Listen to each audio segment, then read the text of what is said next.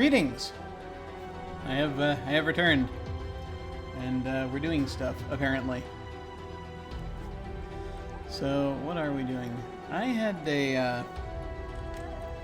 decided to go ahead and look up just a few things to see if I was running too much and just if I was running at dead ends. And apparently I was a little bit. So I didn't look up any solid answers per se. I just wanted to see if I could give the proceedings a little bit of a nudge, since we've kind of gotten to a point where there wasn't a lot left to investigate. So now that I've done that, I have a slightly better understanding of the structure of things at the moment, and we're going to be diving in. So let's do that.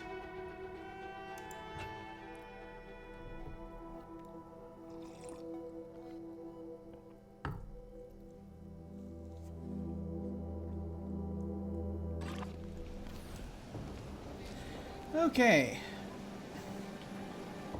Let's make okay.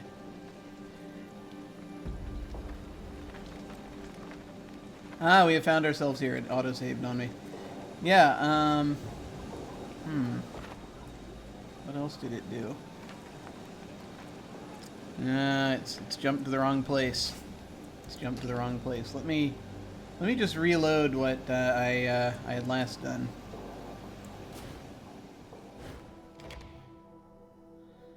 Because this is where we actually were. I don't want to leap away too much. Okay, let's see here. I think we got everything we need. Yeah. So we're seeking passage. We have to get the thing dealt with Master Enio, which actually turns out we can do.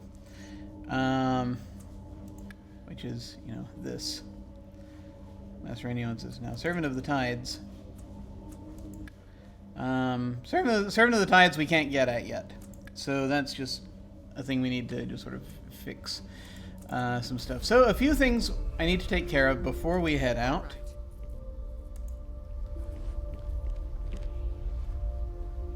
I'm still glowing from something. Why am I glowing? I don't know. I have an effect on me of some kind. I'm curious to know what it is.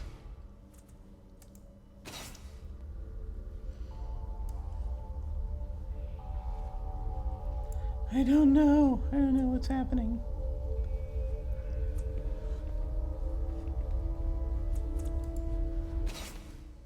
Okay. It's not going to show me right now. Whatever it is that's going on.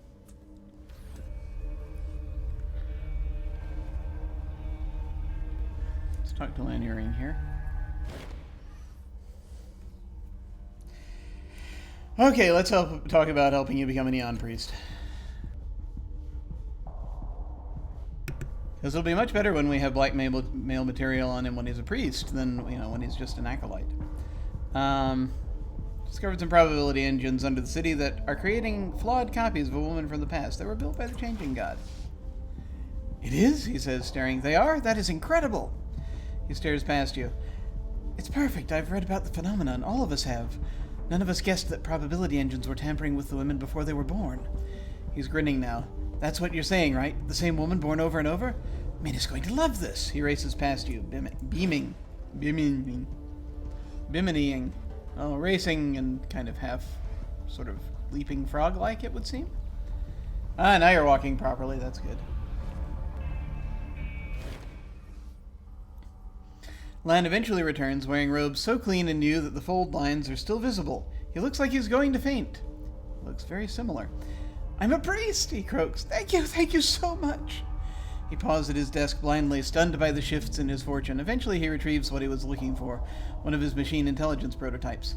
Take it, he says, handing it to you. Would you look at that? Rin murmurs. You've made a little god of your own, Lan. He's beautiful. She looks at you. Can I hold on to him for you, please? Give it to me! Now, here you go.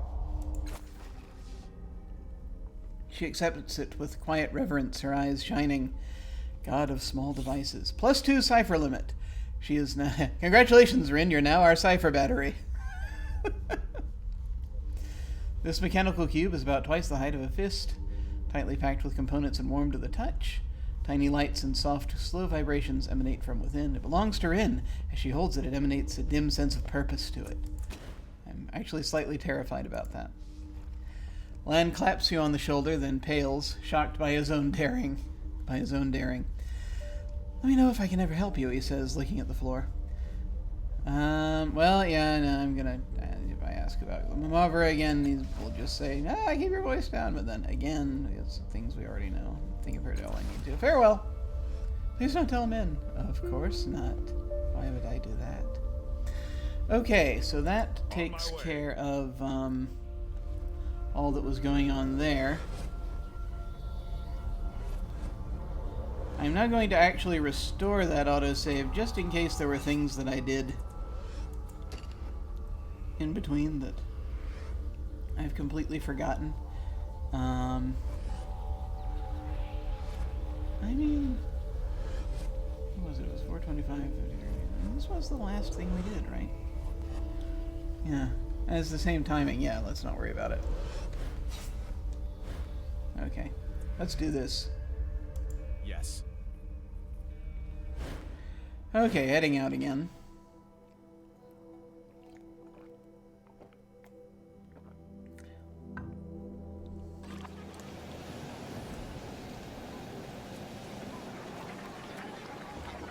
Alright, loose ends. Don't need any more secrets at this point.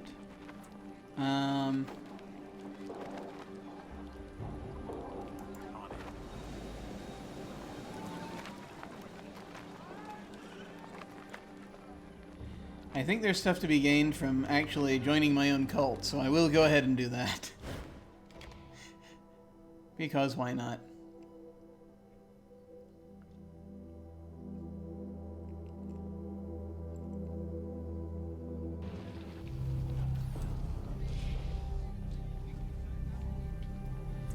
Let's see.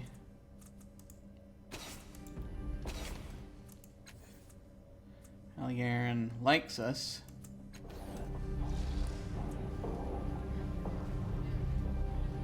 Yes. Now? No!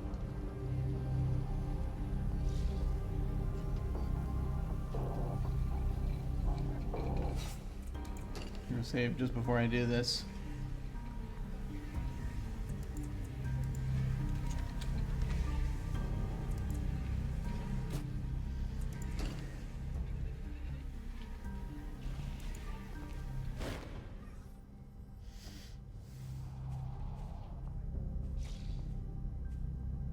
Okay, I'd like to join your group.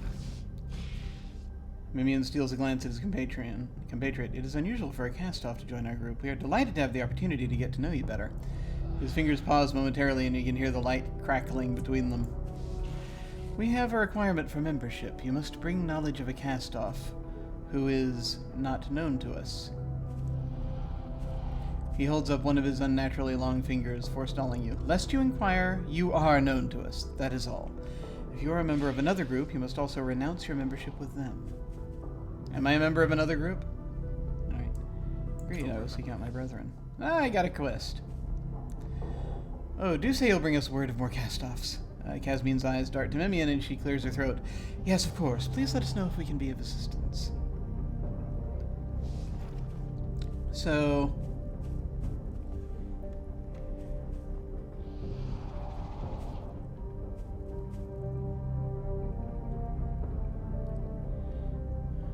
I know the name of the Castoff who was recently killed by the Sorrow. It was Orsiolo. Yes, XP! See, I knew there was a reason to do this. She gasps. He was here among us this whole time? And now he is dead. You know, I didn't realize. I should have... Well, alright, too late. I think of the stories he could have told, the people he must have met. The influence he had. She shakes her head. If only I had been more diligent, I might have found him. It is no shame not to find someone who does not want to be found, Cass. His fingers create a pyramid, light dancing within. I mourn his lost knowledge, his lost potential. He must have come to believe that our holy trust was not for him, and so he absented himself from the company of his brethren, a loss for all. He bows his head. I do wish I knew where we could place him in our genealogies, but this chance is lost to time, as so many secrets are. I thank you for the information. We will record it. You have fulfilled the terms of the agreement. Do you still wish to join our organization? Yes, I want to join the Church of the Changing God. Why not? He holds aloft his hands and then presses them across your heart and eyes. O light of brilliance and defender of humanity, we ask that you accept this vessel into your care, that you provide him with knowledge, power, and the wisdom to use them both well. He steps back, and for the first time a smile crosses his lips. I welcome you to our church, brother.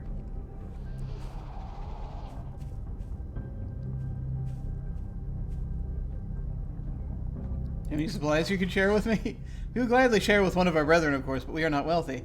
We exist on small donations, curios, and occasional great gift from one of your siblings. For instance, we had a weapon once used by the Chalcedon. The Chalcedon! The commander of... She catches herself. My point is that we require some payment for our wares, she hastens to add. At a discount for you, of course. Do they have anything? These things. Cortical shunt. Is this something I sold to them?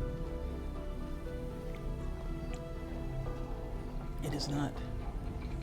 It's a bonded item. It's an artifact. Okay. Deception. Alright.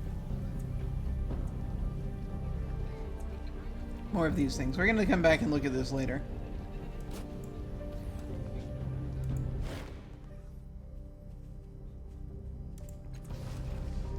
Farewell, beloved vessel. Let's see.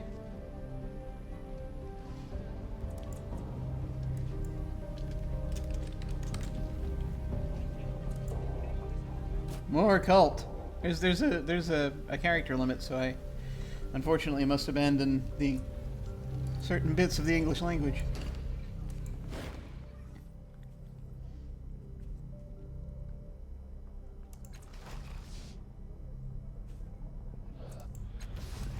I know, then they immediately sleep. Okay. It's free! See, that's delightful. Alligarin leveled up. Man, I should have saved the XP for it, because I'm gonna swap him out, you see, that's the thing. You see, that's the thing. I'm gonna be ditching him soon. I should have just ditched him. Doesn't matter. It's alright. I will increase his edge. Because why not? Okay. Alright. So about the Nycthermeron. Yeah, it turns out I can't actually interact with it in the way that I wanted to. We did see that I could... Tell me stories about your childhood, Maddie? It's Matkina. And let me answer that with a question. Do you like nightmares? No. Then you probably don't want to hear my stories, Rin. That's wonderful. Now I must break the clock. I don't think I can, actually.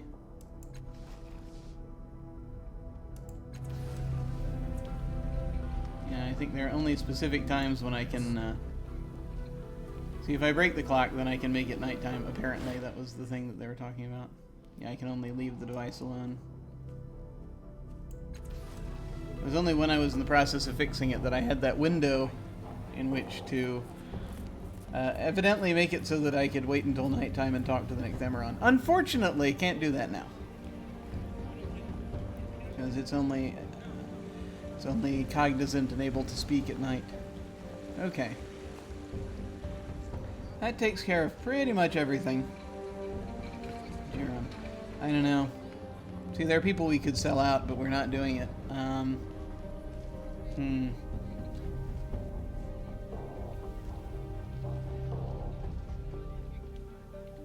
So where to next? Across here, perhaps? I think perhaps so. Just trying to remember where to go. Oh wait, you know what? No. I'm gonna go down into the underbelly. By this hovering ghost.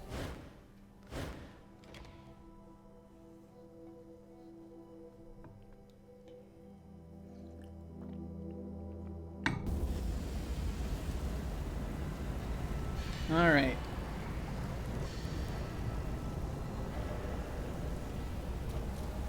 Yeah, runs, stops, turns around, walks away. Evidently didn't want to talk to us.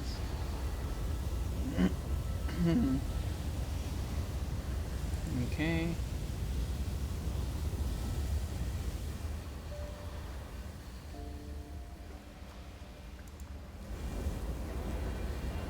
I don't know if this is going to change much, but I'm going to go ahead and do this.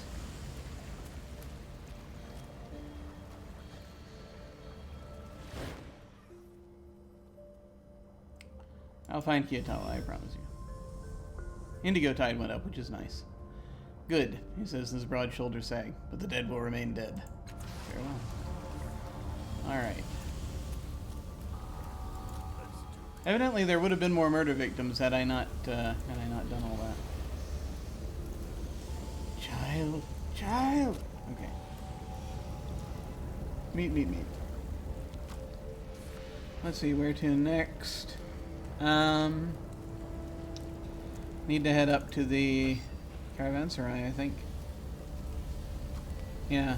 I'm not gonna go down into the basement and fight the things in the mirror. I don't think we need to do that at this point. That's to Cliff's Edge, that's to Dindroher, that's to Government Square. That's back to Circus Minor. I guess the fastest way to the caravanserai will be via Government Square, since we can't get there directly from here.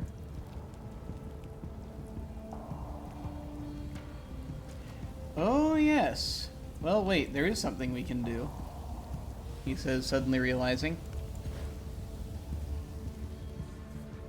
Here, I'm just gonna go in. We're gonna use our machine so that we don't have to bother the other Stichises.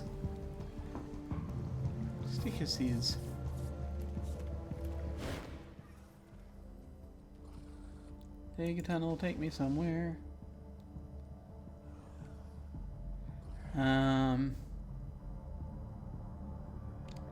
Cave of Last Words. Going back to yes. Mekadabada. Matkina's place. Something I want to try out here. Like I said, figuring out loose ends. You know, remember that thing you were talking about with respect to XP, Jim? Why, yes. You might want to get that thing fixed first, before you do this. Yeah. Okay, before I do this, then. You'll understand what I'm talking about in a moment. I hope. There's stuff to be had here.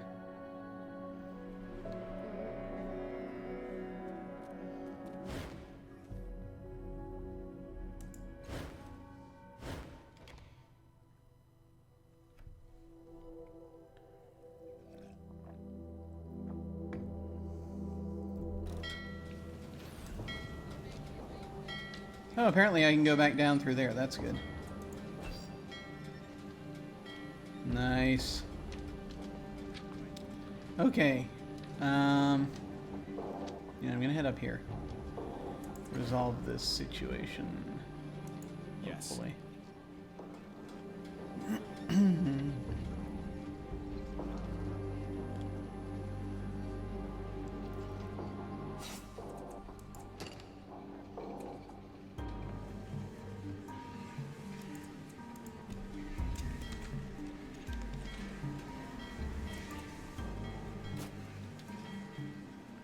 Alright, let's take a look here.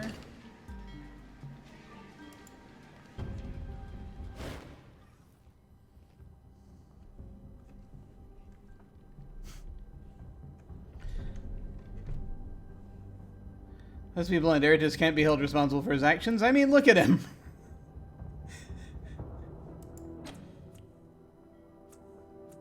Does anyone have a better chance of this? No. Alright. Wish I'd still had that stuff. 65% if I do it. What if you do it? Ah, 85%. Here, let's make use of you one last time as a battery. I'll remember. Master Renio. He does so. Master Renio does so. Eridus is staring suspiciously at a passing mote of dust as though it intends to ambush him. You have a point. Renio grunts at last.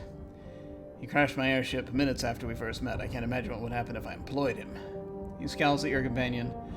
Just keep him away from me and my livelihood. I'll be resuming the flights to the Valley of the Dead Heroes shortly. Good day to you.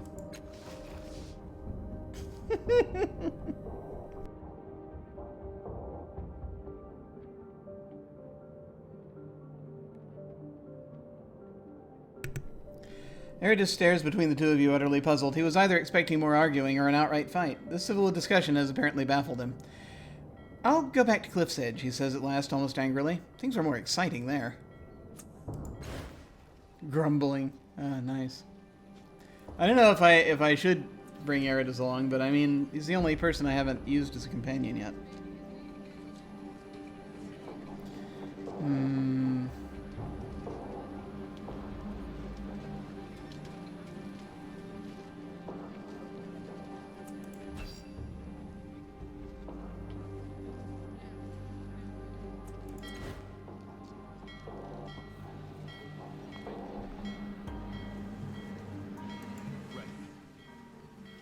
Alright. Heading back down through the caravanserai. It is a little warm. So while we're doing that, hang on.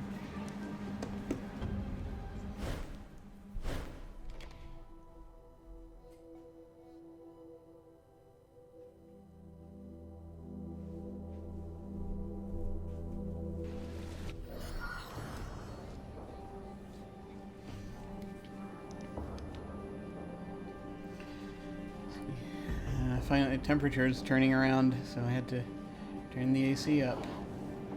Alright.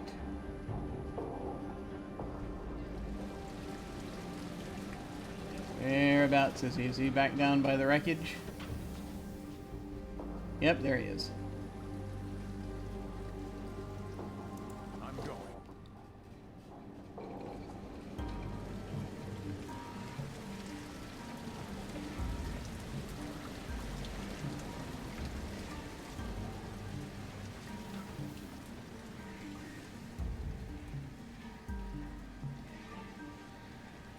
The only reason I really have to keep Aligarin around is this meat shield.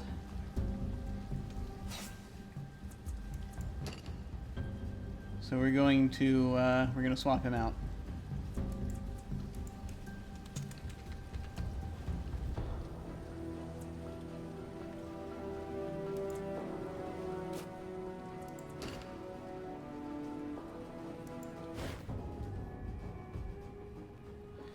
Greetings, are you ready to travel together yet? Have amazing adventures? Why are we waiting here? We are waiting for the next adventure to begin. We should not wait, we should climb and jump and fight. Be patient. Oh dear.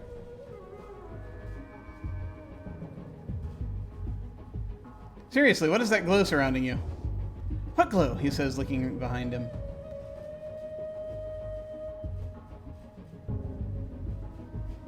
You should join me in another time. I already have too many people with me. Really? I didn't know that. He looks past you and sees Makina for what is apparently the first time. His jaw drops. A love interest! She will reject him. He will strive to impress her. We wish to see this. Oh my god. What? Why are you looking at me like that? Eridus takes a breath and tries again. He explains with the expression of a drowning man. His golden aura pulses, possibly in time with his heartbeat. She stares at him, unblinking, and turns to you. Why is he looking at me like that? I can hazard a guess, but I don't think I need to. You two are going to make such a great couple.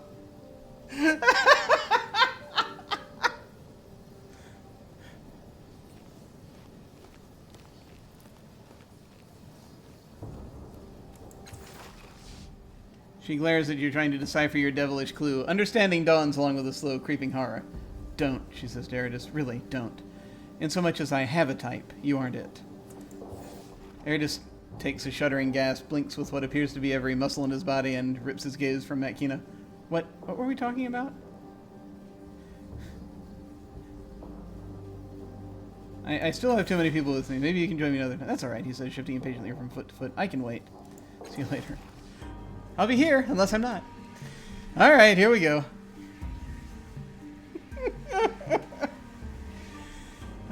I'm so sorry, Algren. I know you're going to hate me after this. I want to talk about you again.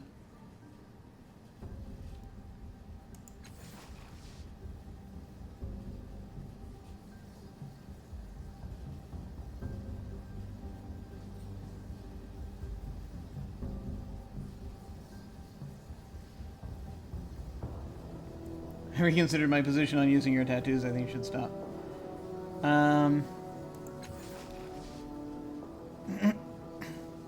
I think it's best we part. How are you holding up? So it's to be expected. I think it's best we part.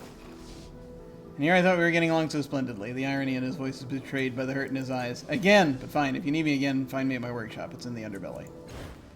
So long. I think he's going to hate me next time if I ever need to pick him up again. That's the problem. I mean, he is useful as a meat shield. But time to switch out. I changed my mind. I want you to join me. Because I'm an idiot, apparently. Of course you do, and I'm ready. I'm always ready. I'm going to keep that position saved in case I need to redo this with a different companion. Are we heading into a fight, or shall I finish talking before you can read what I'm saying? Oh, I leveled up, apparently. That's good.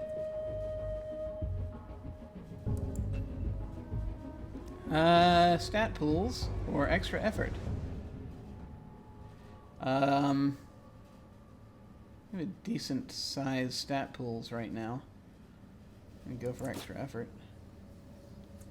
Yes! So much effort. Alright.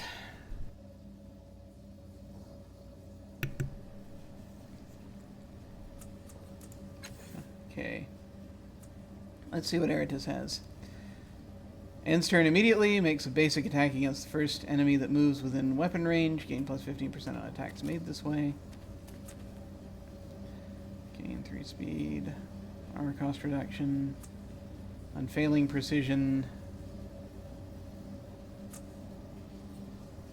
Okay, looks like he's also pretty melee-ish. He's a glaive! Holy crap, we've got a glaive! I thought he was a jack. The direct approach. All of the party members gain plus 5 on smashing attacks. Initiative by melee.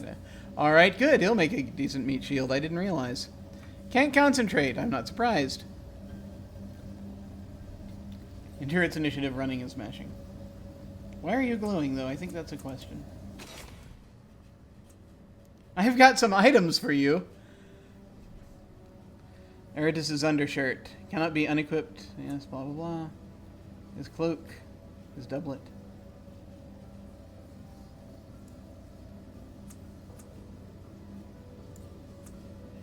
Heavy melee weapon. 8 physical damage. Plus 2 damage per effort applied. Maximum plus 2. Hey, would you like an axe?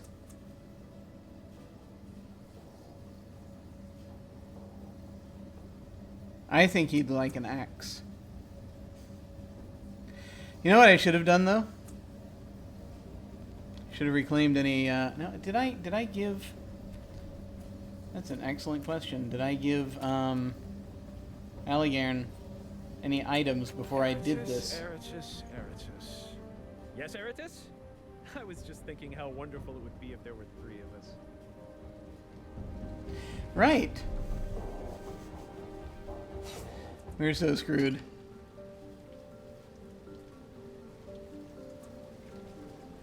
Hang on.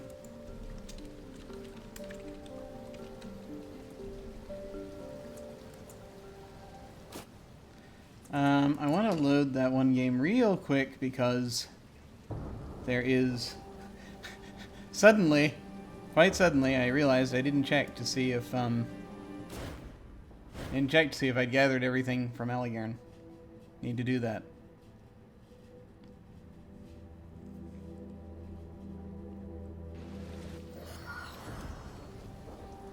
Alright. Sorry, last minute inventory check. Oh yeah, I gave you a Viscera Sprig.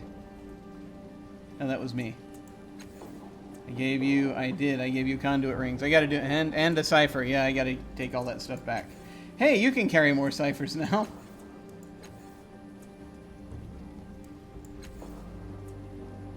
Deals physical damage, confers immobilizer, active 3 rounds, consumes action. Sure. I'm going to give that to you, because you can now carry more ciphers. I mean, actually I'll give it to Makina. Makina can hold on to that for now. She can only hold on to so many ciphers, though. Healing sword, we'll take that. Actually, we'll take that back. Is my backpack full? Oh no, it doesn't get full. That's good. I was worried about that. We will take your buckler. Hand in your gun and your badge, please. And your conduit rings. There we go. It's a pity he could carry several of those. Yes. Yeah, I'll go back to increasing effort like I did before. Yay. Okay, good. Alright. Now that we've taken all of your stuff, now we can let you go. I am a terrible person. Okay. Okay, we'll do that. You walk off. We fade to black. Talk to Eritis.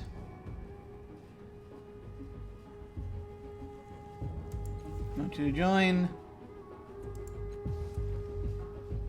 Are we heading into a fight or should I start one? We'll figure it out as we go.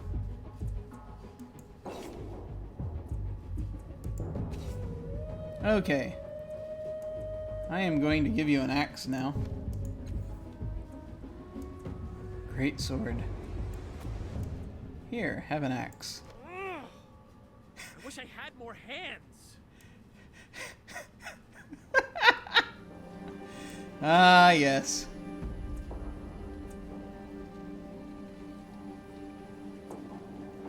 Can you hold a shield?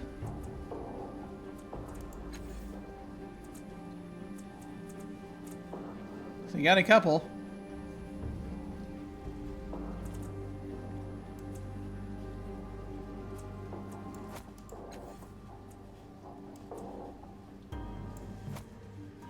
Ah, you can't. No, I see.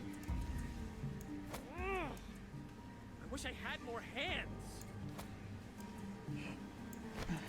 That's why. Okay, I gotcha. I wish I had more hands. Great. Okay, yes, we figured that bit out. Do you want a shield?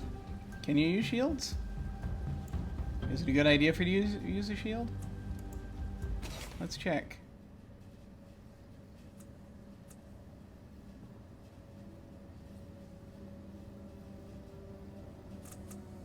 Alright.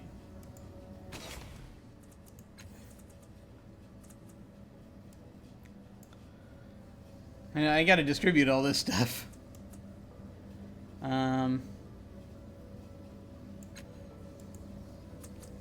you have an ornament right now? You don't. I mean, I'm probably gonna give most of my stuff to Makina. Overly impulsive glaive who is as heroic as he believes himself to be. Tier 1, unfortunately. That's the other problem. Alright. So I need to get your XP up. Can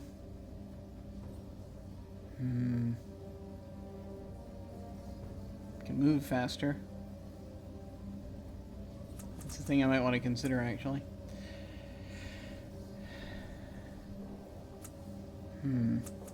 Alright.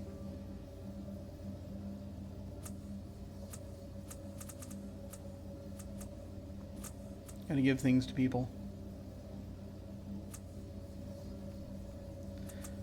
Alright.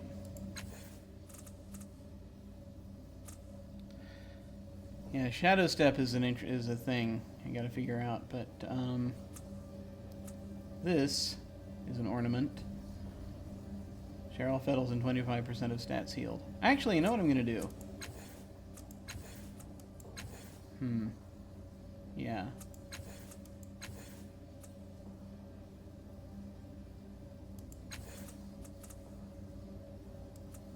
She should be carrying the, okay, this is hers.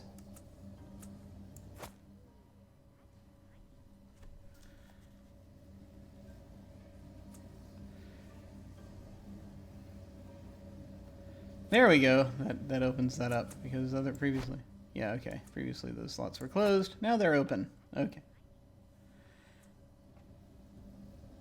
All right. Now I'm just figuring all this stuff out, right? Not enough hands.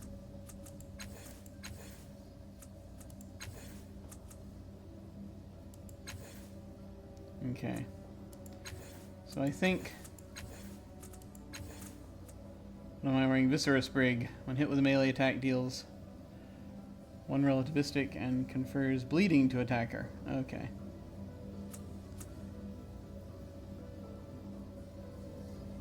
Energize and choose a damage type. It's converted to the chosen type. I mean, the axe is going to pretty much do a lot of what we want.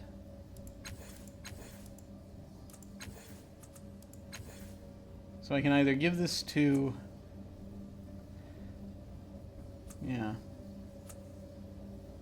That's where it gets weird, right? Okay. Yeah, we can do that.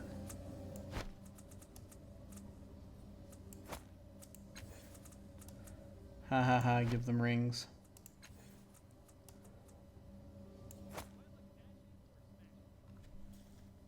Can't hear what he's saying, unfortunately. I know he's saying something. Revere's the Last Castoff. Good lord.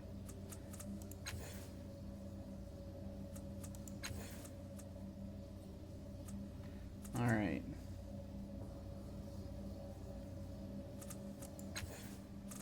Anything else I have that I need to toss around? I mean, this is no longer... Yeah.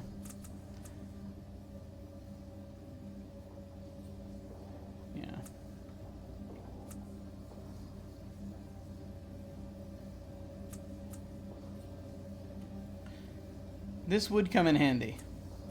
I'm gonna save before I actually do that to myself. You though. remind me of me when I was young.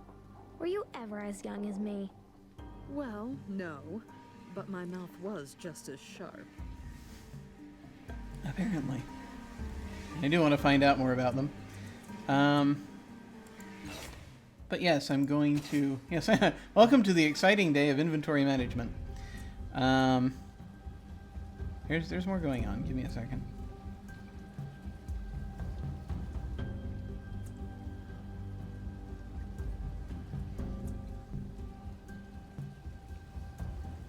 Wait a minute. I was going to save. I didn't do that.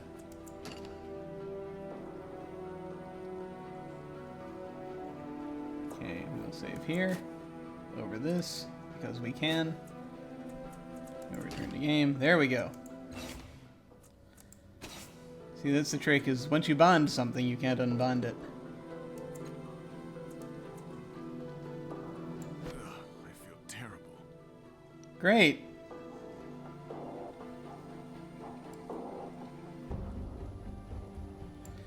Okay. Well, that's it. That's all we can do right now. All right.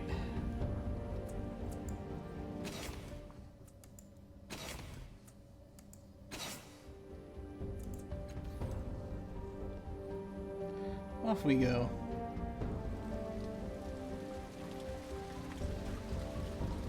Why did he feel terrible? -2 might pool. Ah. Why did I do that?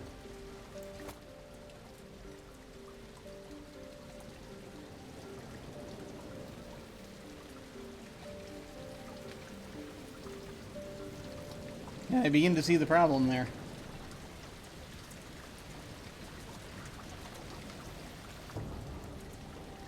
Not bad. Up speed lowers might. Okay, I got it. Apparently I can take it off and on. Weird. Okay, no, that's fine that's fine by me. I don't need his might to be that high. Hopefully.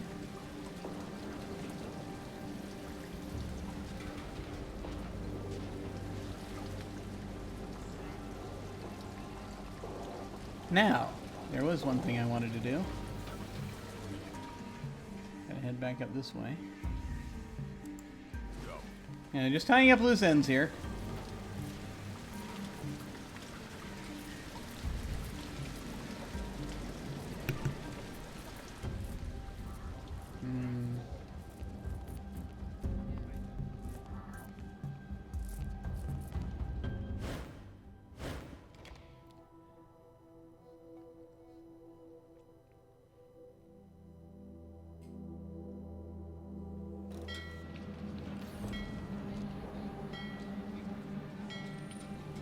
head back down there.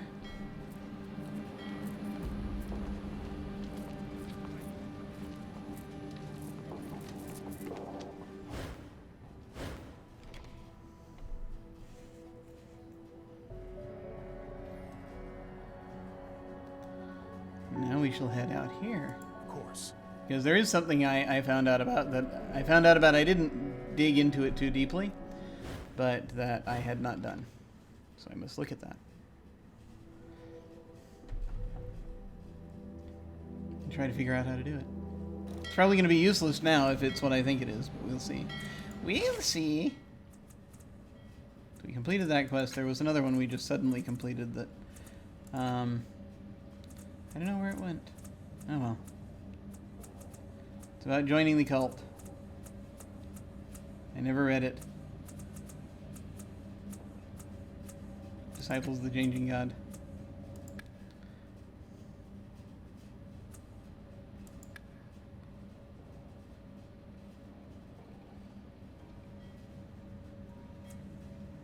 Yeah. All right.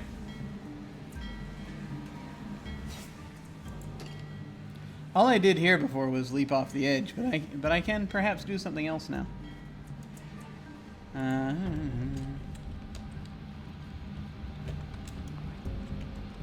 If I can learn to spell. Fine.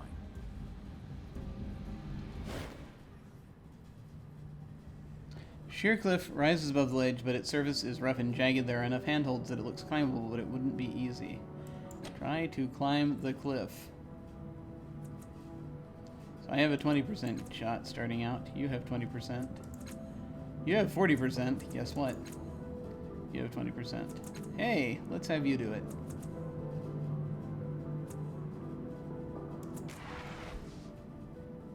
Oh dear.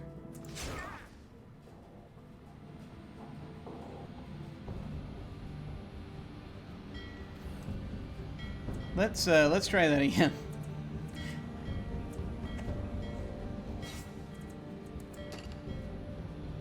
That doesn't look good.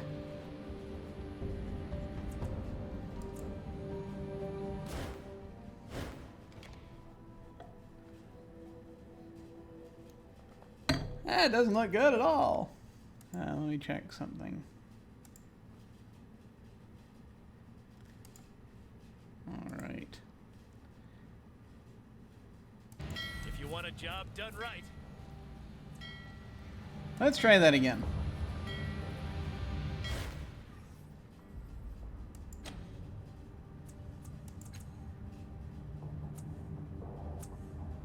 All right, here, we'll just jump to 100%, shall we? The cliff face is deceptive. Holds that look like they'll crumble in your hands stay firm, while solid-looking protrusions crumble like they were made of sand.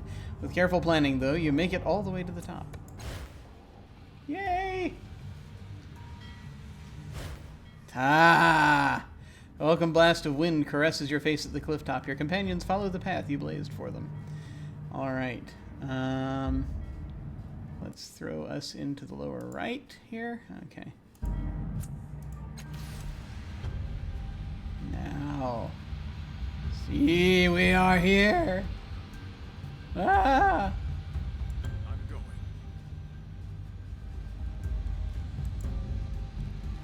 I don't want to fall off the edge, but it's so tempting.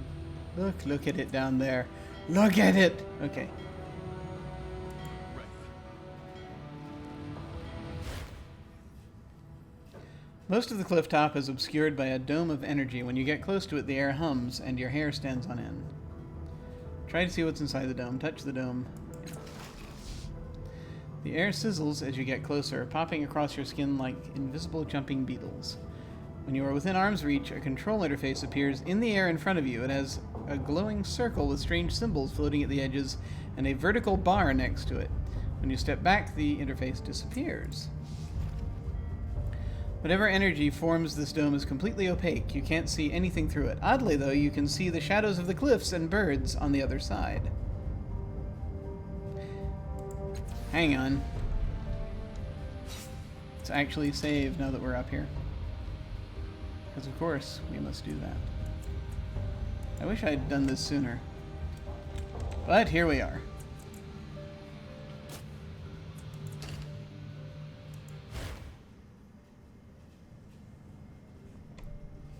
Touch the dome! Don't touch the dome.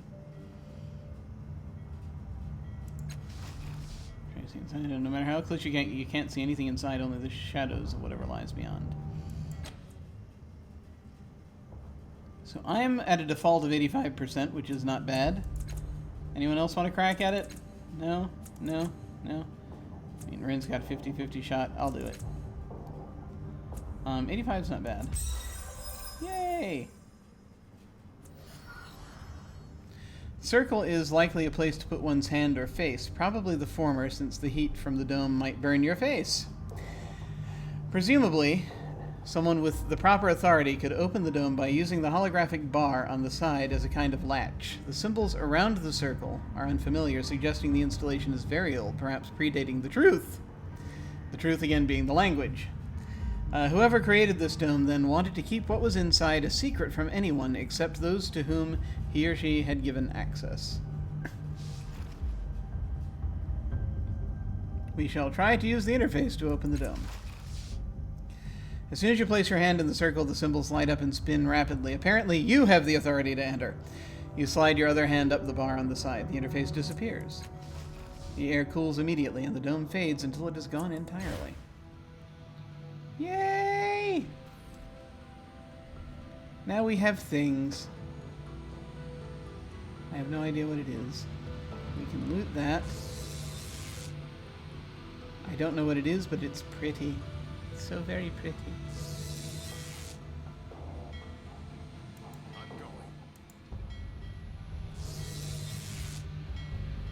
I'm going. I'm just gonna save again.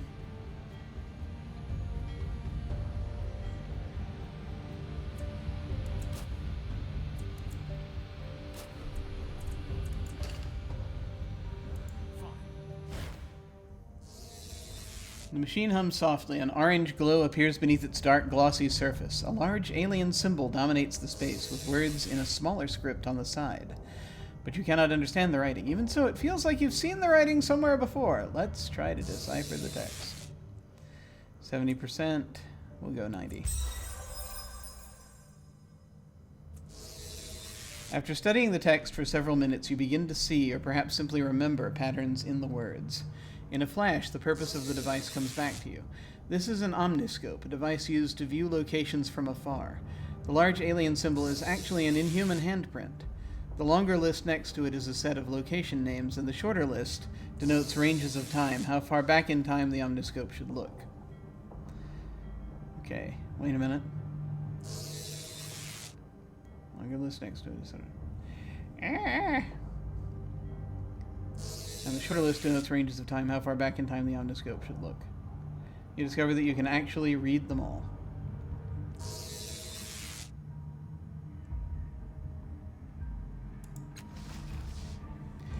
There are 8 locations listed, all of them within or near Sega's cliffs. Selecting one will presumably shift the Omniscope to look in that direction. Caravanserai is currently selected. Select the reef. You touch the name and it glows brighter than the others. Far above you, the Omniscope shifts into a new position.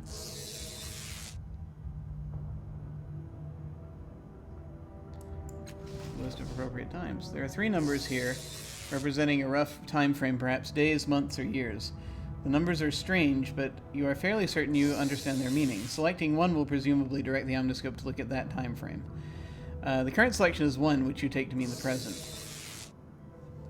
128 to look at the distant past, 12 to look at the recent past.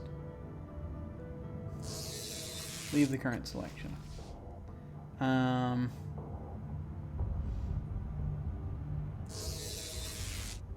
at the list of locations.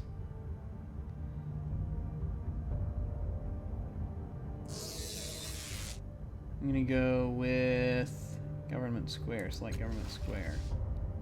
Place your hand on the handprint. As soon as you place your hand on the surface, the machine reacts. The glowing items on the 2 lists blink and draw lines to a rectangle, a view screen that wasn't there before. A bright sunlit square is home to many elaborate buildings. A few of these are made of metal and seem to burst forth from the ground itself. The people shine as much as the square itself. They are well dressed and obviously wealthy. Many levies walk the square, as well as Eon priests, foreigners, and a few non-humans. Okay, this is everything that's happening right now. Okay. So this will just give us everything that's currently, just descriptions of everything. So, looking at that. Whoa.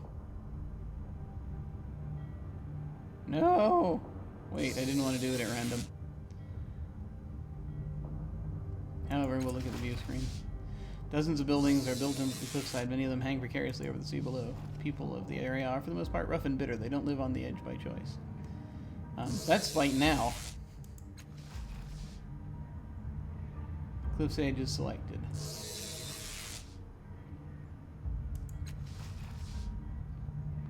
Yeah. I'm gonna look at the present right now. Go back to the reef.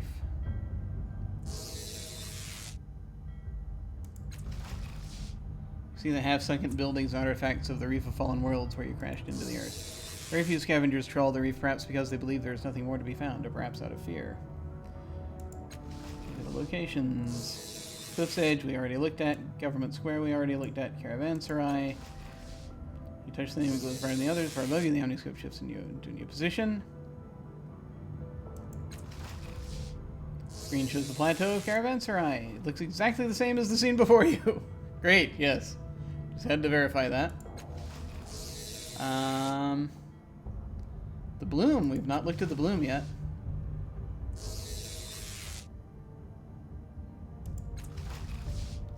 The screen shows the dark chasm that flanks Sega's cliffs on one side. At the bottom of the chasm is a carpet of debris that seems to flow like a river from the junkyard north of the city down to the sea.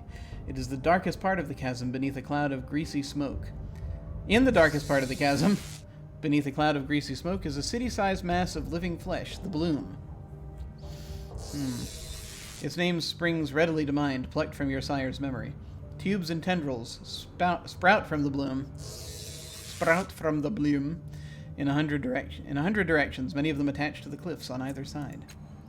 Merchants and other scattered figures travel along the bloom's tendrils. A stone gatehouse, partially subsumed within the mass of flesh, would seem an obvious entrance, but very few are coming or going through its gates.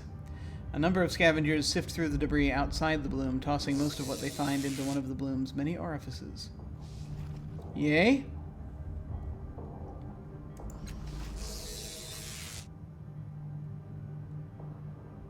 Crefton. No idea what that is.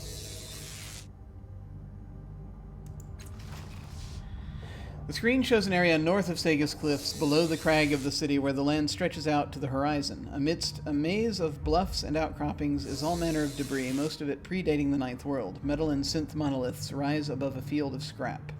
A functioning machine perches on the edge of an enormous pit. Strange plants and vines struggle to reclaim the land. It's even more cluttered and fantastic than the Reef of Fallen Worlds. Yes?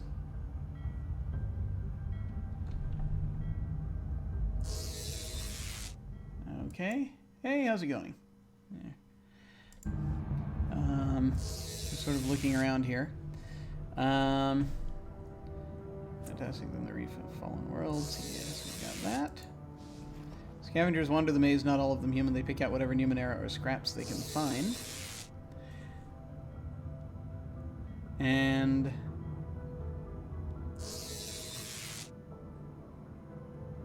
let us look at the list one more time. Garavia Sound. Garavia Sound. You touch the name and it glows brightly. Look at the screen. The view screen shows the vast sea to the south.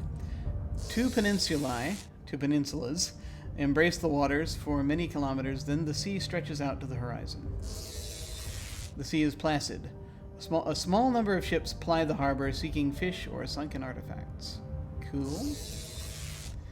Alright.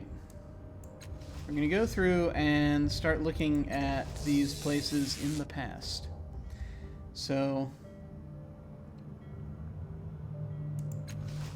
First of all, we're going to look at the reef in the recent past. You see the half-sunken buildings and artifacts of the Reef of Fallen Worlds where you crashed into the Earth. Yes. The image in the view screen changes rapidly, showing the reef over days and weeks. The most interesting occurrence in this time frame is when you fell. There is a bright flash. You can see Alligern and Castellage watching the skies. Then Alligern twists his hands in the air, sending multicolored energy up into the sky. Seconds later, a white streak encased in the same energy slams into the crystal dome at the edge of the reef. That's pretty much what happened.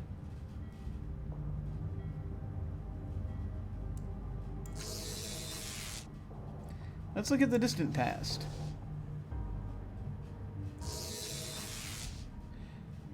Alright. The image in the view screen changes rapidly, showing the reef over many years. The first thing you notice is the construction of a synth dome, the same dome you crashed into when you fell to Earth. A man with a cast-off tattoo works alongside various automatons. The cast-off is wearing tattered leather robes. An alarming number of wires and tubes protrude from his body. We got XP for that. Little else changes until you reach images from many centuries past. Massive war constructs crawl across the reef, firing weapons toward the city above. One of them is struck by a blast from a defensive battery, and it collapses into the crystalline water. As it settles, you recognize its back as the place where you met Koro. Massive war construct. There's nothing before that assault on the city. When you try to look further into the past, the images loop back to the present and start over. I'm very thirsty today. We will... Out of curiosity, I just want to see if it shows the same thing. Yeah, same thing. 1 second. I'm going to let you continue looking at this while I'm...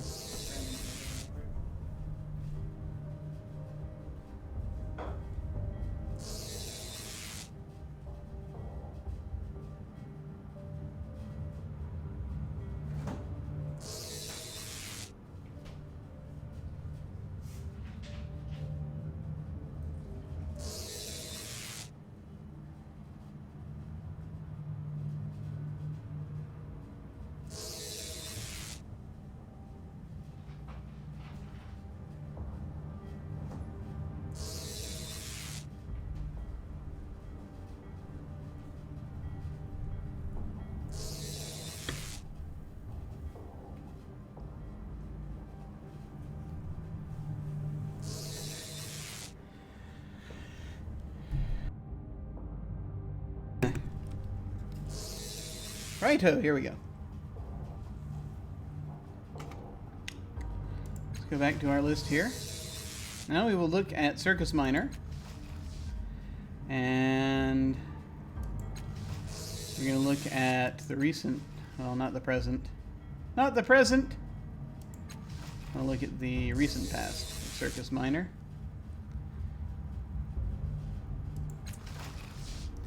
You see the bustling city square near the bottom of the cliffs. People of all types mingle about, show off their wares, entertain the crowds. The image in the view screen changes rapidly, showing the bustling square over days and weeks. You see a vibrant parade. In the center is a man bound in chains. His expression tells you he is walking to his death. We let him out. Alligern and Castellage pass, conferring quietly as they make their way toward the steps that lead to the reef. And now let's see the distant past.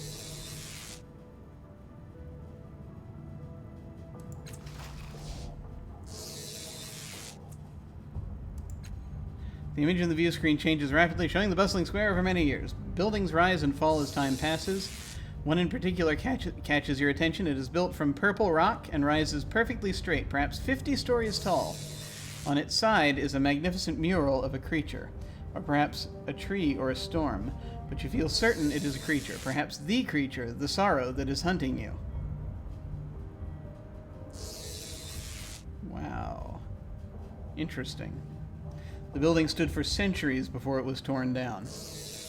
Okay. That tells us something.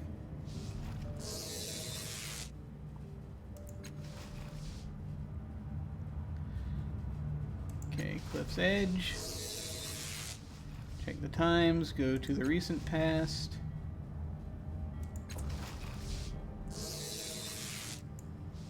Image of the view screen changes rapidly, showing the cliffside over weeks and days. Buildings collapse into the sea quickly as if something were undermining them. No idea what that was. See, this is why I wish I'd gotten this earlier, because then I would have had portents of things.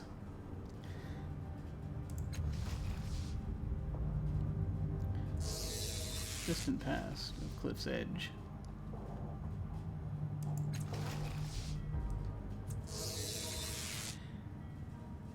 The further back in the past you look, the more buildings there are. They have been falling gradually into the sea over many centuries. Above and below there are seaward-facing batteries, defensive weapons that predate the Ninth World. But they too collapse into the sea as the years pass. Shortly before the distant past ends, the last of them topples from its perch, leaving the city defenseless. That tells us something else, does it not? This may have be a signal for a change on the part of these various factions in the endless battle going on.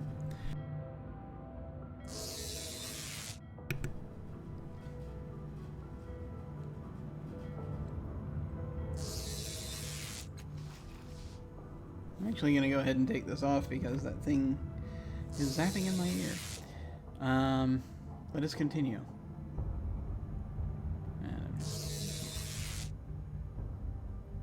Yeah, it does go up a little bit when we do that. Government Square.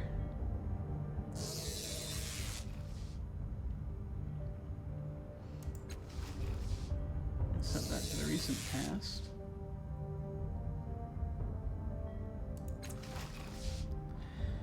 The bright sunlit square is home to many elaborate buildings, blah blah blah. I already read that. A pale woman with yellow hair stands in front of a magical gateway. Occasionally you see children enter or exit the portal, though never the same child twice. Yep. That's Alconperi. We're doing her trans-temporal halfway house.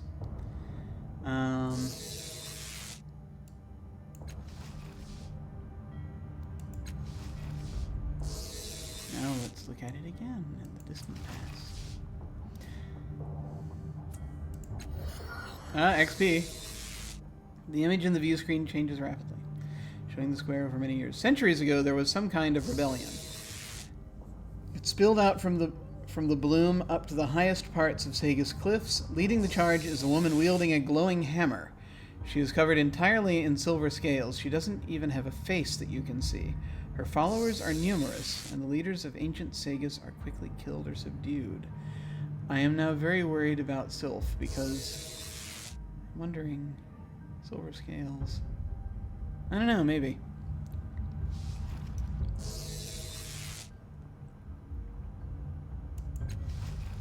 Anyway... That was... Yeah, that was the government square. So, Caravanserai. And we'll switch the time back.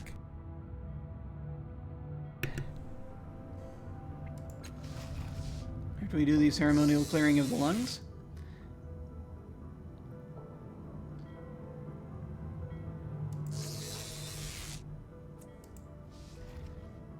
Showing Caravanserai over days and weeks. Travelers come and go.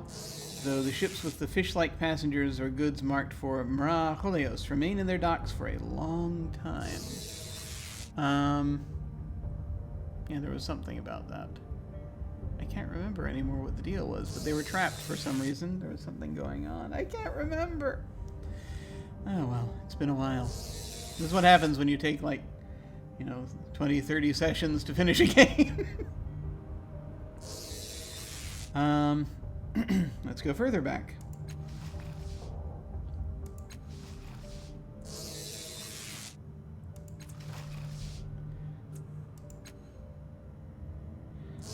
The docks have been a bustling center of trade for as far back in time as you can see. In the earliest recorded time, you can see two figures standing atop this very observation platform, a male and a female. Bright flashes and gouts of smoke suggest a great battle taking place along the cliffs below. Until the man activates something on the control panel, a faint veil of energy encircles the city, and the tumult suddenly ends. Ooh, okay.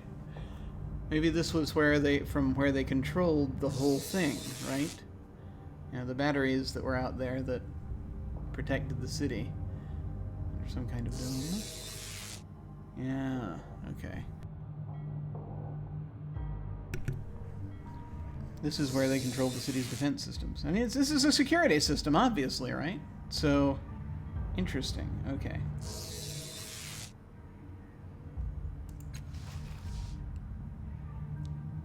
Now, back to the bloom, which we have not been to yet. I'm going to go to the recent past there. City-sized massive flesh, the bloom lurks in the dark chasm beside Sega's cliffs. Tubes and tendrils sprout from the bloom in 100 directions when attached to the cliffs on either side.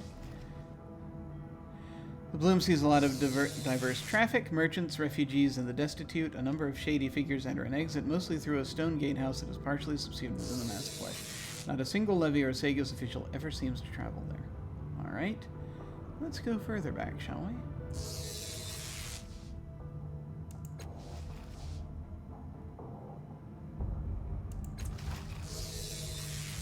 Alright. More XP. The further into the past you look, the farther north the bloom is. It looks like it is moving very slowly south over time, less than a finger's length per year, toward the sea. Okay.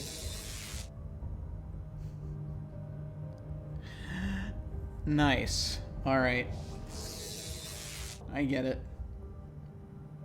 I get it. It's an animal trying to... An aquatic animal, maybe. Very slow moving, trying to get there. Interesting.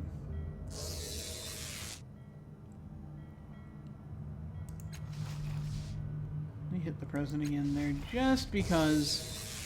Just want to look at the description one more time. Mass of flesh.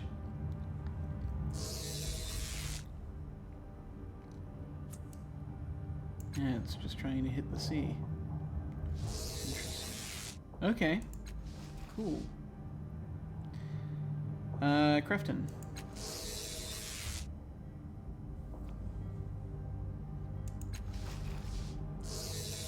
Recent past.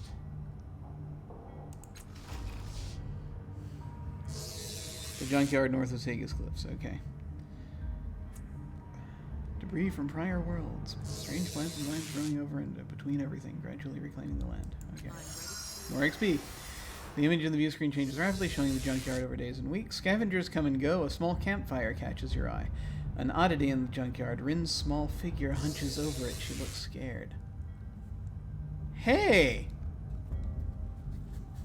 We have more information. This is good news.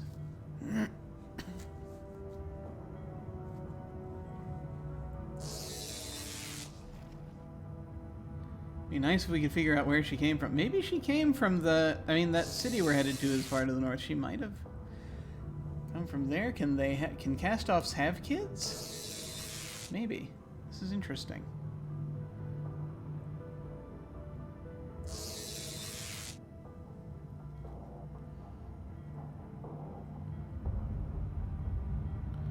Okay, we'll change the time to further back.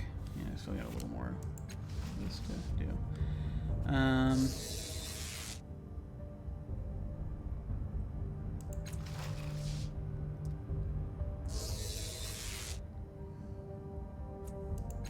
that was, yeah, further back. Junkyard over many years, scavengers come and go, the enormous pit grows slowly larger. In the more distant past, a wall stretches across the junkyard, bristling with northward-facing batteries to protect the city from attack. But as time passes, the wall is abandoned, the batteries crumble into ruin, and the whole structure is subsumed beneath the surrounding trash. Gotcha.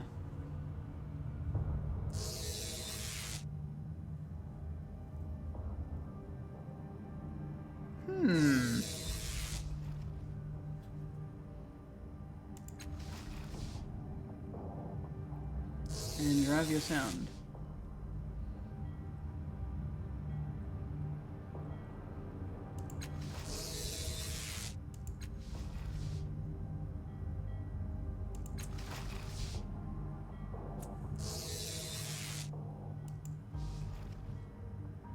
Strange ships come and go, both sea and air, bringing trade goods from places you cannot see beyond the horizon.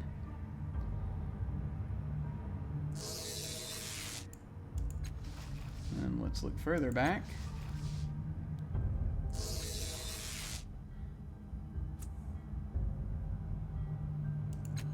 For many years, that peninsula, the peninsula's a long time ago, the cliffsides had defensive batteries built into the rock. All of these have collapsed or fallen into ruin. An enormous marteling whale glides into the bay with a small village built on its back. Before it can reach the cliffs, the batteries thunder into life, destroying the whale and the entire village. Oh, great. So that happened a while ago.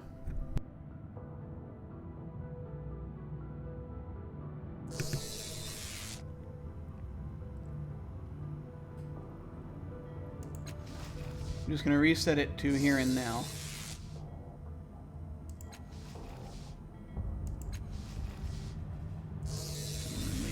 All right, that was very interesting and educational.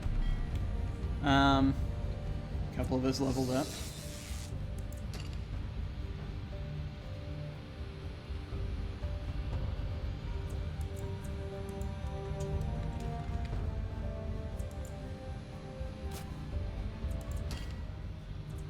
All and I are ready.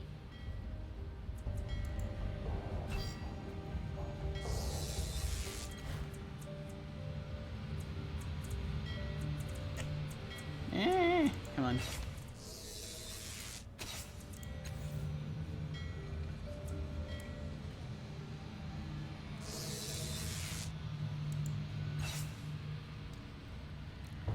Increase edge, effort, or stat pools. I think I will up... Well, let's up the stat pools, for goodness sake. Yeah, that's good. Maybe this won't be as hard as I thought.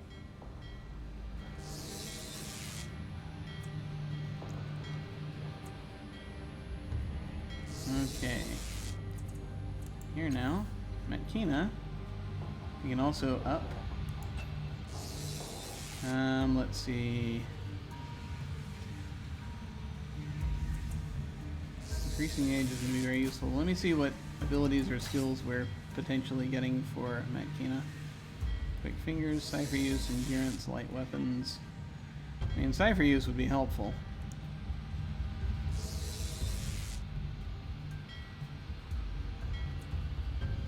However,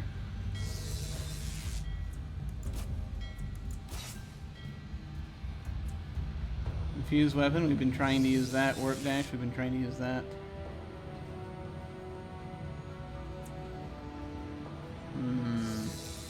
It'd be nice.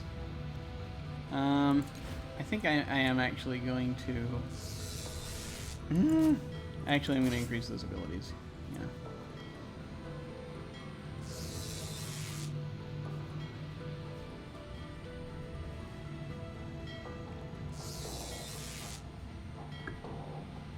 Let's up that ability.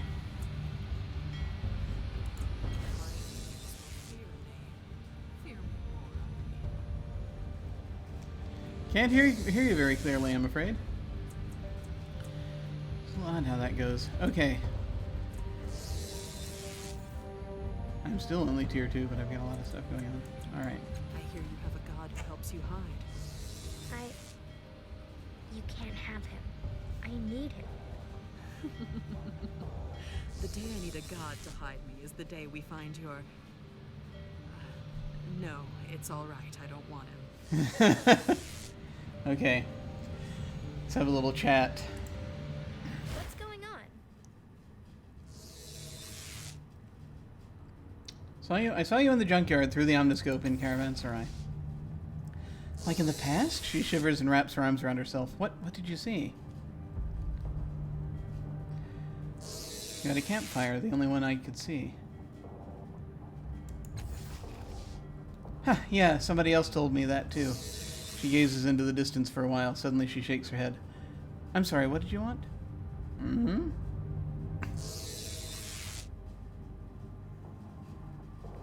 Can we talk about you again? Is that okay?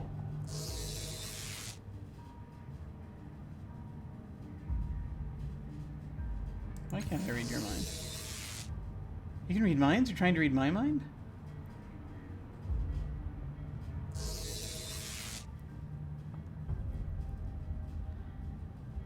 Not even the other person in Vegas again. Yes, but I can't read anything. Not exactly. I hear people's surface thoughts sometimes, but not yours. It's like you don't have any. That... Why would you be doing that to me? Oh, I've just opened a can of worms.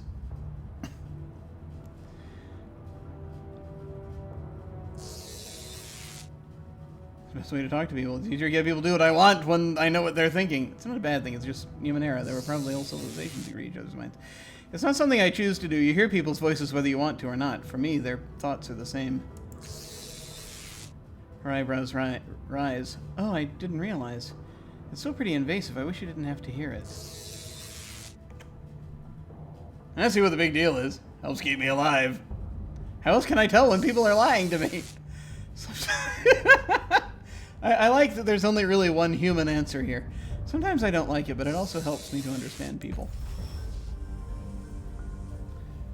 She shakes her head. Well, that's not a good thing. You have to know that. It's like eavesdropping, but it's worse than that because it's more private than a regular conversation.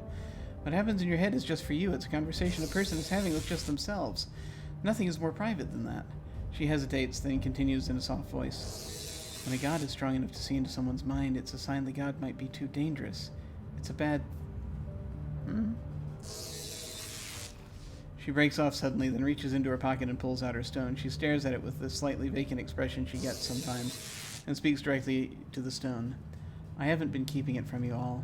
There's a lot of things I've never told you. It's something I've never... Another pause, and her face grows increasingly concerned. Everyone knows all. Sometimes a god goes bad. When that happens... She breaks off, head cocked slightly to one side, her face growing concerned. Rin, I'm sorry to interrupt. Can we go back to my original question? Continue listening. Well, she says, if a god can move by itself, that's a big one. If it argues constantly with other gods or refuses to talk at all, those are signs that she stops again listening.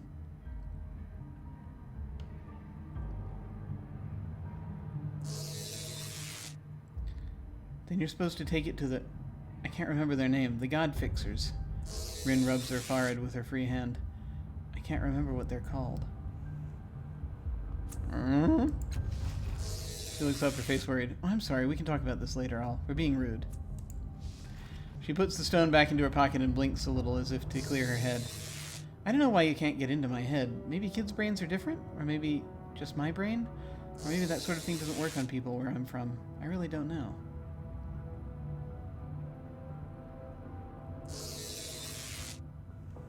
Could it be all? Could he be hiding your thoughts from me?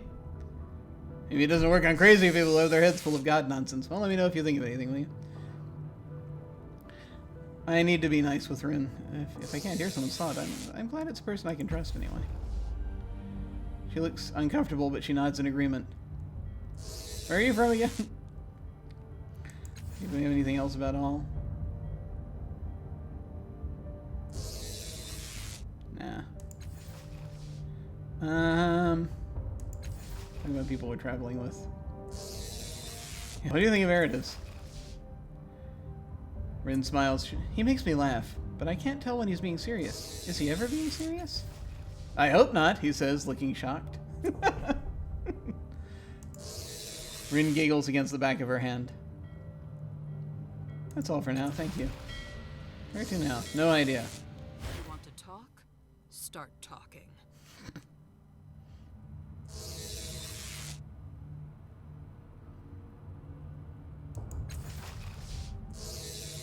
You read from the rest of us. You're making progress. Do we need anything else about castoffs? No. You.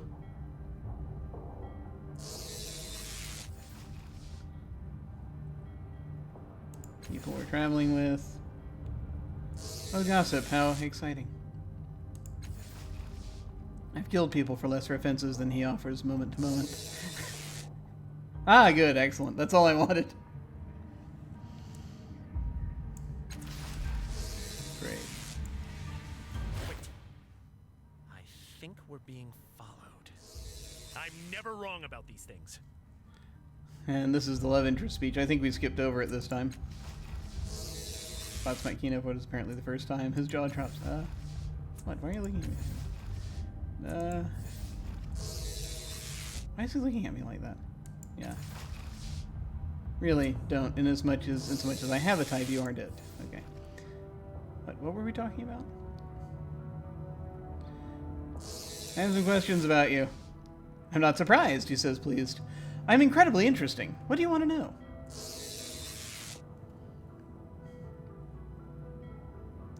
Yeah, let's not jump right to the telepathy.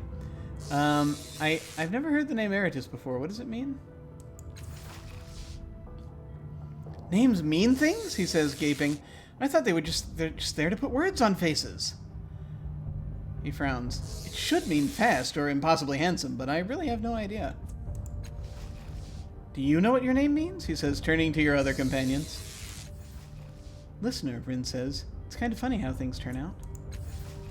I hope mine doesn't mean listener too, he says, looking even more worried. I'm not very good at it. Hold on, he says, ripping a much folded page from his doublet. This sounds like an exciting quest to set off on someday. He writes furiously, tongue peeking from between his teeth. Discover secret meaning of name. Done! He tucks the page back into his doublet, grinning. Where do you come from? I came out of the west, Eratus declares, his glow intensifying. Traveling day and night to escape the hired killers, hounding my every step. Wait, what? From the Steadfast? That's not what I meant. Where did you come from originally? From the storms of the south.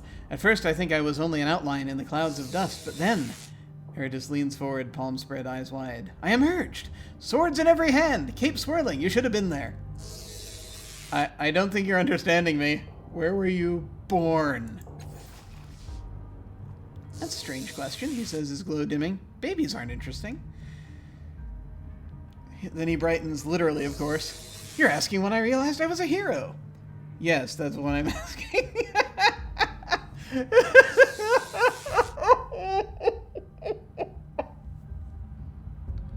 No, I'm trying to figure out your literal place of birth, Eratus, where you grew up.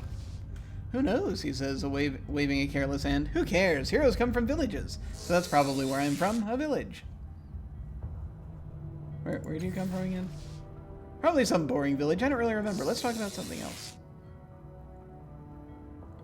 I feel we've lost an opportunity here. What is that glow surrounding you? Glow? He repeats, puzzled. Seriously, what is that glow surrounding you? What are you talking about? He says, looking around blankly. You keep hearing voices in your head telling you what to do, a loud one and a quiet one. Yes, let's open that can of worms. Why not? The glow abruptly fades from Eratus. He looks older, plainer, exhausted beyond endurance. What? No, come back, he will wake up. He hears us. We told you. Then the golden light returns, a savage explosion of radiance and heat, driving you back a step. Eratus regards you calmly from within the pulsing nova. He is so beautiful that it's hard to look at him. I have no idea what you're talking about. A clever evasion. Now convince him he's not interested in this. Let's talk about something else now. You aren't interested in this. His voice is... Yeah, let's talk about something else now. You're not interested in this. His voice is dull and dreamy, and his eyes wander about your face without seeing you. Then the glow recedes like a retreating wave, and Eratus blinks. He sees that you're looking his way, then looks behind him to see what you're staring at. What happened to you when I asked about the voices in your head? You never asked me about voices in my head, Eratus smiles, rolling his eyes. I would have remembered a crazy question like that. Can't you tell me anything about the voices I keep hearing in your head? If you're hearing voices, that sounds like your problem, not mine. Another clever evasion! We are not so sure. He beams, but a hint of unease flickers across his face. Alright, let's talk about something else. Here just blinks. Yeah, how are things between us? You don't even need to ask. His eyes glisten with the barest hint of tears. I'd think we were twins if we didn't have different parents. What's your opinion of the people we're traveling with? Oh, I like them, he says airily. They keep things from getting too quiet or thoughtful. They get in the way of mirrors, and I appreciate that. He blinks several times. Oh, you want more specific details? Who about?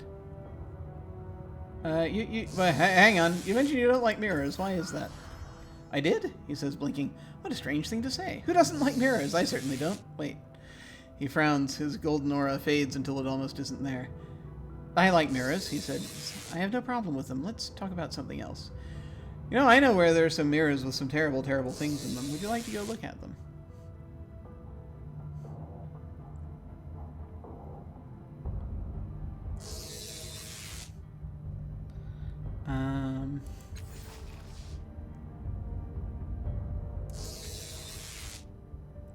Let's find out about Makina. Opinions? I love giving those. She's kind, smart, and beautiful, he says, blushing a little.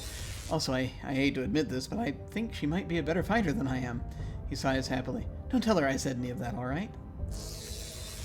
I am literally standing right here. She turns to you.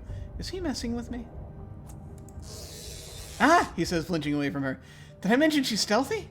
She's the stealthiest woman I've ever fallen in love with. Met! God! Ever fallen in love with? Met! Oh, that's not good. That's never good. Rin. I like her a lot, he says, smiling. She wants to explore and understand things. I like exploring, too.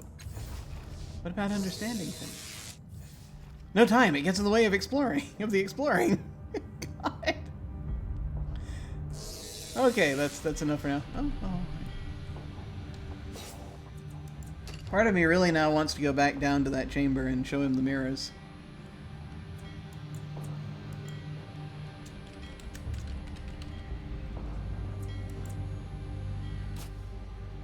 See, I think this will be good as far as groups are concerned. However, it might not be advisable to try dealing with those folks. However, let's loot that thing, whatever it is. Okay, we have 57 shins. Eyes of the Finite. Sucker Punch attack that deals weapon damage +3 if the target has a negative fettle confer days for one round. War Mask. Ooh. This dark mask appears to be made of wood, yet it feels like cold metal to the touch. When you put it to your face, you hear the sound of war drums beating in the distance. And our mystical lore tells us the mask's face is very similar to that of the mechanical men known as Orgolian soldiers, who patrol isolated areas of the Ninth World. Their motives are beyond unpredictable, and they are generally viewed as a threat by those who live in the beyond. Some believe that Orgolian soldiers are following orders that are millions of years old, and a few tribes in the beyond venerate the creatures as servants of long-dead gods. Interesting. We'll take all those. There it is. You remind me of a storybook. What a horrible thing to say. What, you think I'm filled with words and endings? Yes?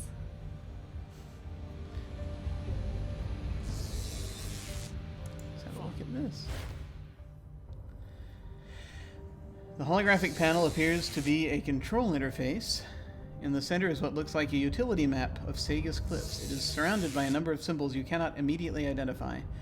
And in the upper right quadrant is some sort of cube within a cube. Strange as the panel is, you can't shake a strong sense of familiarity about it. Hang on. I'm gonna do this one more time.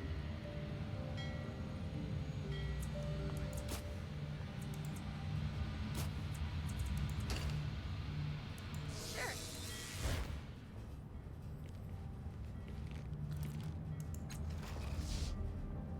The map of Sagus has a number of locations highlighted, some of which you recognize.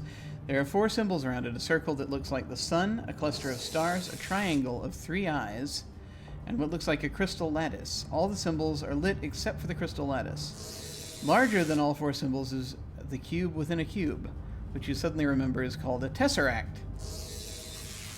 It appears to be moving. That is actually what a tesseract is. For those of you who are Marvel fans, it actually is a cube within a cube.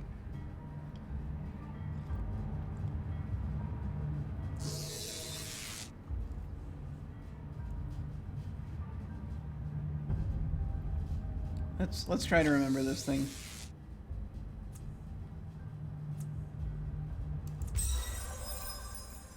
Yes. A memory emerges as clear as if it were happening to you right now. No! You are at a cracked door at the base of a stairwell. The door squeaks quietly as you ease it open. Your breath catches in your throat, but the Tabat soldiers outside don't notice you. You squeeze through the door, a keen-eyed young girl behind you, and slip out of the tower down the blood-stained corridor and into the city. The city is under attack. You dash through the streets to the nearest of your generators. Pressing a couple of buttons, you and the girl are teleported elsewhere. Ah!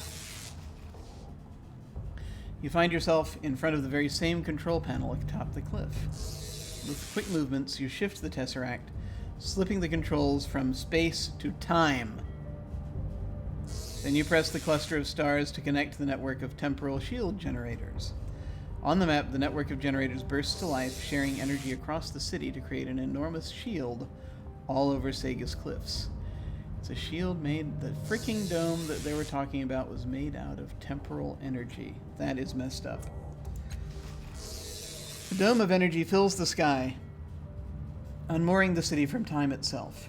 On the other side of the shield, the world shifts and shimmers, objects and landscape appearing and disappearing before your eyes. The place is the same, you realize, but you're seeing it in many different time periods at once. The important thing is that no one can enter or exit the dome while the city is temporarily unmoored. That should buy the city's defenders the space they need to fight off the Tabat and survive.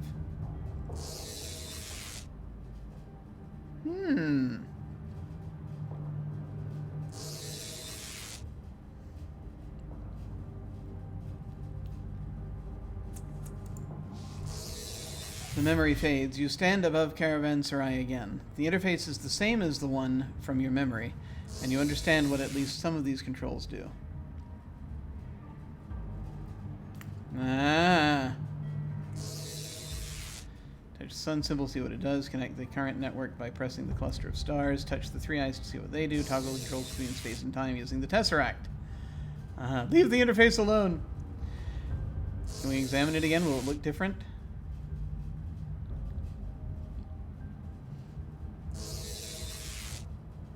So the Tesseract flickers in and out as though it's not always there.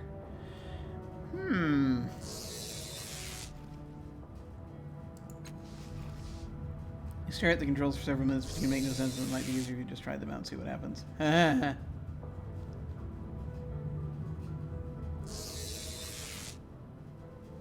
Connect to the current network by pressing the cluster of stars. The bright points on the map grow even brighter, and the platform beneath your feet hums with a growing warmth. Thin strands of energy, barely visible in the sunlight, stretch across the city between each location on the map. At the same time, faded lines appear on the map, connecting each point a network of generators which this panel controls. Then with a loud pop, the energy fades, the humming stops, and everything returns to the way it was. Touch the sun symbol, see what it does. The platform hums. The air pops and sizzles. For a few seconds, activity outside the platform shifts. People flicker in and out. The caravanserai changes. First the ships, then the buildings themselves. You see them as old and deteriorated. Then new, then under construction on the bare rock, all within seconds. Your platform remains steady, but outside, as if time is shifting as swiftly as the sea. The platform shudders suddenly, then clicks off. The air cools and quiets, and Caravanserai returns to the way it was. After keeping the energy dome active for so long, centuries or longer, it seems that the platform no longer has enough power to remain active. Kind of figures. Okay. Touch the three eyes, see what they do. The map changes color. Each of the bright points lights up in turn, occasionally stretching a faded line from one point to another. After a minute of this, the map fades. A voice speaks the truth directly into your mind. Temporal network connections limited. Please repair the network. The crystal lattice next to the map lights up. Ah.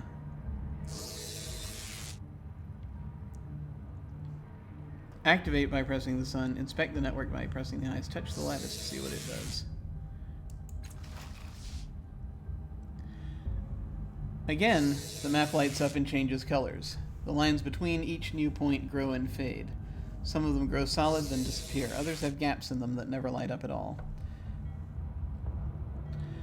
After several minutes, the activity ceases and the voice speaks to you again. Could not restore network. Temporal connections have deteriorated beyond repair. Please consult your system conservator immediately.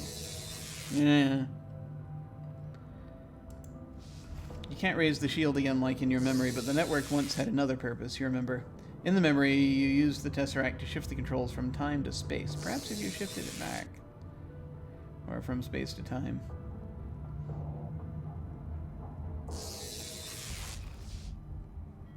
As soon as you touch it, the impossible cubes shift and move with your fingers. It seems to snap into two different states. With unfamiliar gestures, you rotate the Tesseract. The inner cube squeezes out and becomes the outer cube, while the outer cube becomes the inner one. Some of the locations lit up on the map change. Among other locations, 2 new lights appear in Caravanserai, one marking the platform where you're standing. The outer cube moves in space, no longer flickering as it was before. Presumably, the controls are now set to the spatial dimension. Okay. The crystal lattice next to the map dims again.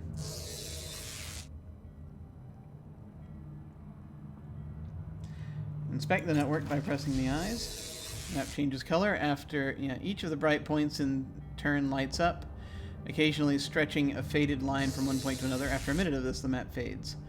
The voice speaks the truth directly into your mind. Spatial network connections limited. Please repair the network. The crystal lattice next to the map lights up. Let's try that. Yeah, how can things be repaired just by pressing a button? That's what I want to know. Again, the map lights up and changes colors. Lines appear between each point. Some are faded, while others have gaps in them. One by one, each line becomes brighter and better connected to the rest. After several minutes, the map shows a network of points. The control panel ceases its activity, and the voice speaks to you again. Spatial network restored. Connection procedure may now proceed. That procedure may proceed. That's nice.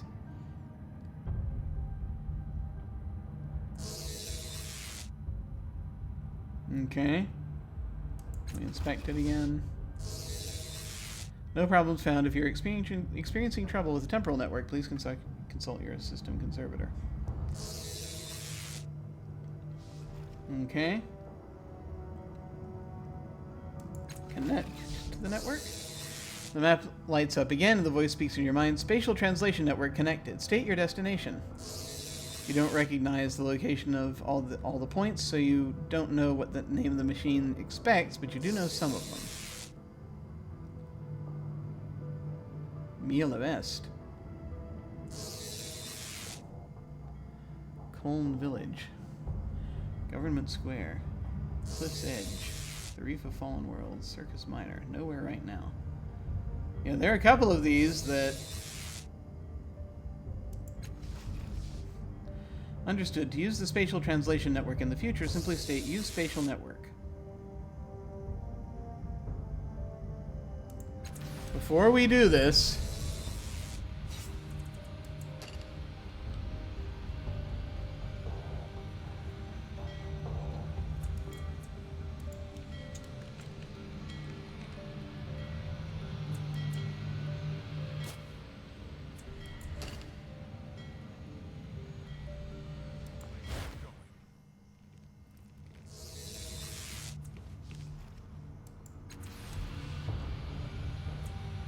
Well, yeah, that's why I saved. We can restore if we end up accidentally teleporting somewhere new that we don't want to be at.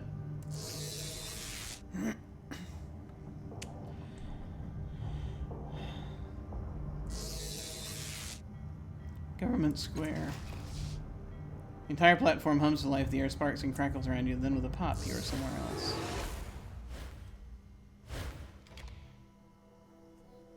Hee hee hee hee. Teleportation!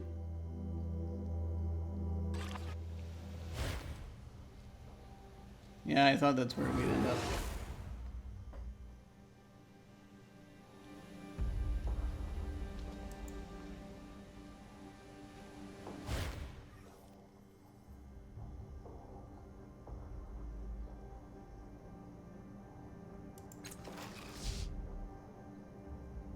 You thumb a button beneath the steadily glowing lights and feel an odd, painful sensation below your navel. It's as if someone has slipped a hook into your flesh and is tugging it from the other ends of 3 very long lines.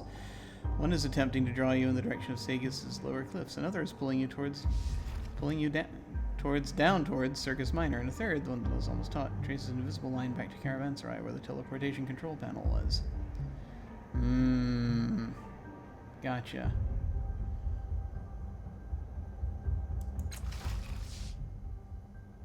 I just want to see where we end up with each of these.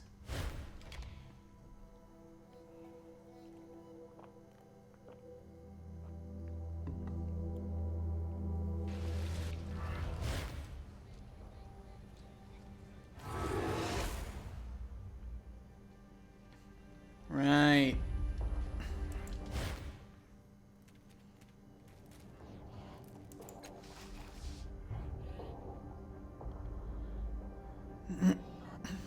Only one of the consoles surrounding the machine is working.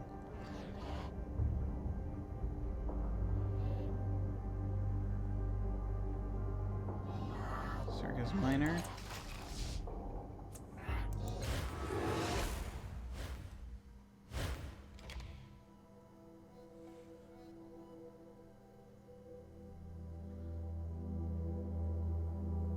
It's a little faster.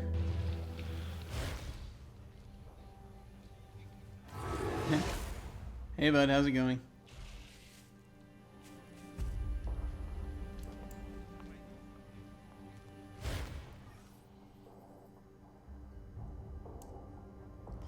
The console appears to be active.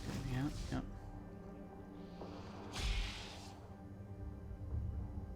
Oh, I see. We have to go back to the peak of the city, though. Maybe? Well, it did say Caravanserai. I should have done that.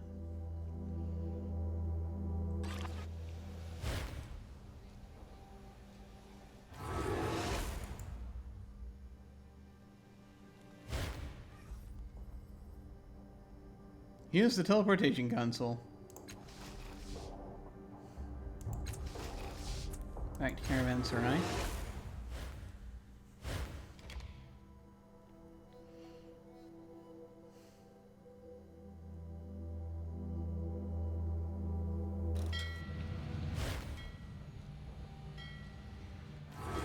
Yep, there we are. Hey, how's it going?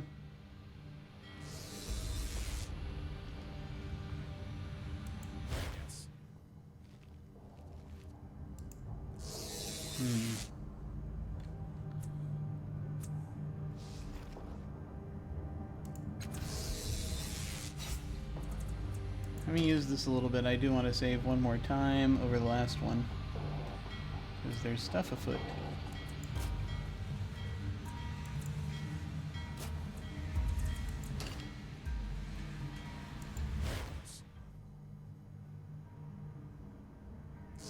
Hopefully press the sun. Spatial translation network already activated. State your destination. Okay. Alright. So, if we go down to the reef, is that a one-way trip? Destination not recognized. Please state again. Apparently not. Underbelly. Destination not recognized. Please state again. Colon Village. Destination not recognized. Mia Levesque. Nope. Okay, so you can only go to those 3 places. They very cleverly kept that from happening. Alright, nowhere right now. Alright, we're gonna leave the interface alone for this moment. I mean, it'll be faster to hop to a different screen to get where we want to here, I think. Unreachable, yeah. Okay, let's go ahead and teleport out then. This was cool. This is very cool. Alright. So, Circus Minor, Cliff's Edge, or Government Square. I mean, I'm thinking, is there anything else any other loose ends we want to clean up here? I'm gonna go to Government Square real quick. I have thoughts.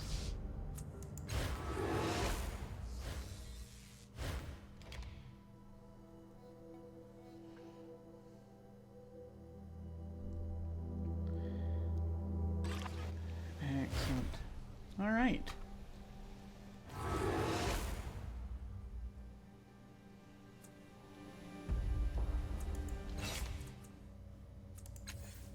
Okay. Thought something weird was happening there.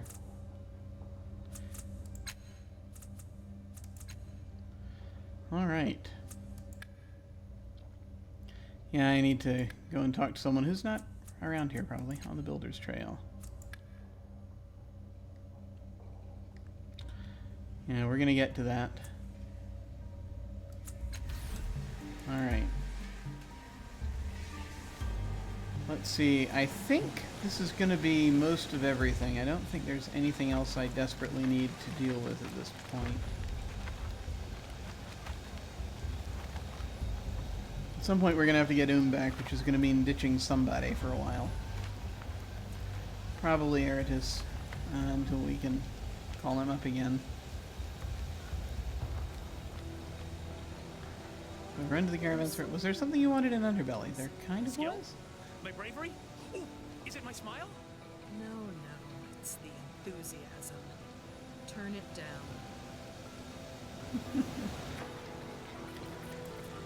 Or we can just get there from the caravanserai. No, not where you want to go. Oh, okay.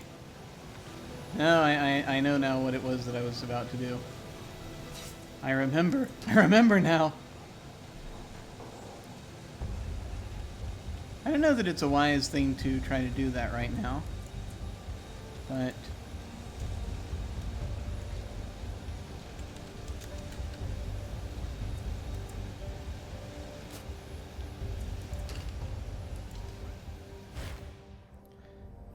there's just a couple things left that I want to investigate.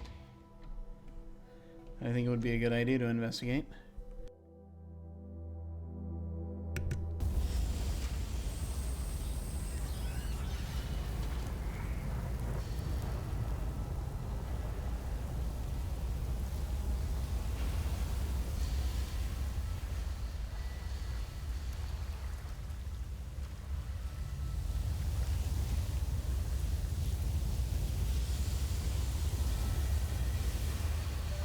Is there something down here you wanted to figure out?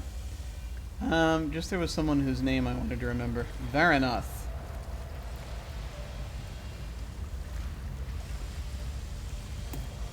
Need to write that somewhere else.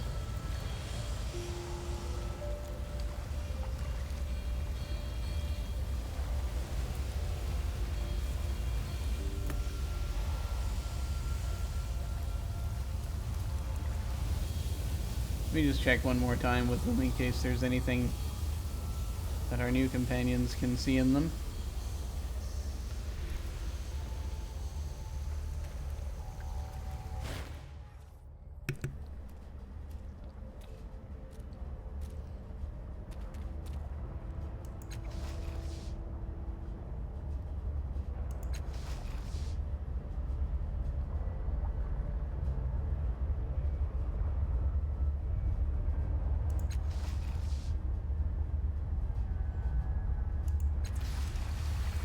I feel like there's something there that we need to know about.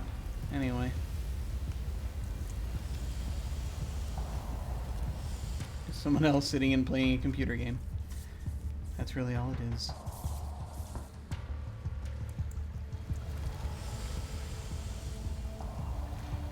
Alright, we're going to dig our way down below. I just want to see what Matkina and Eratus do in reaction to the stuff down there.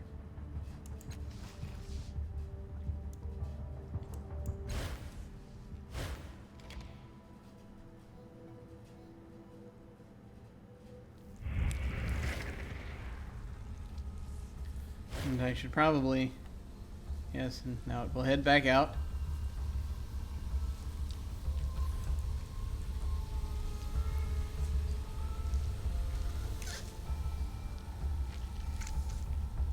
I'm going.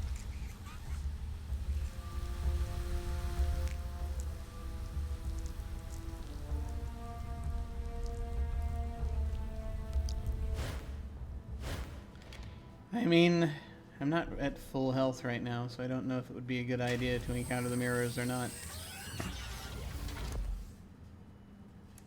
Yes.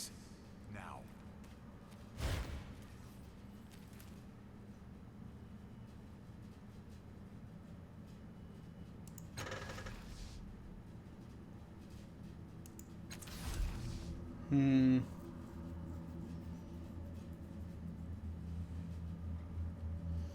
just don't know. I have to wonder if...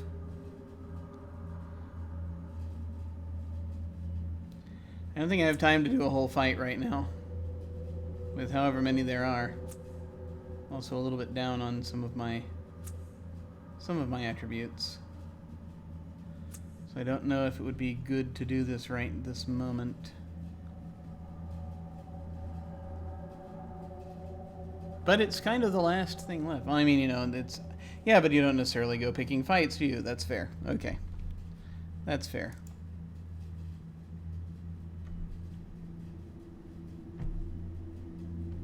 Okay. Let's load to when we were back up top.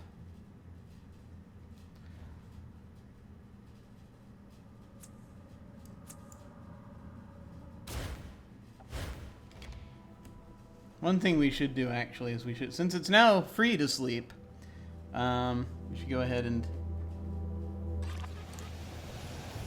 actually go back down to Circus Minor and rest.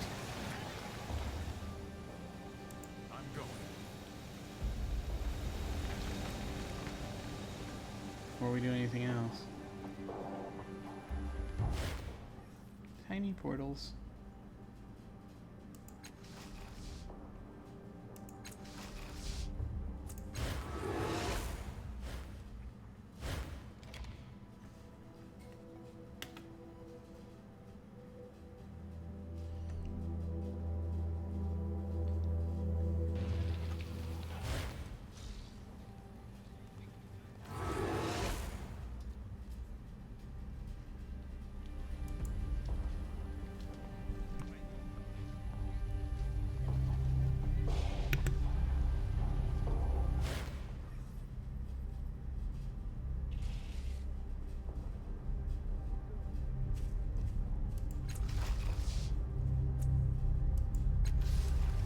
Okay.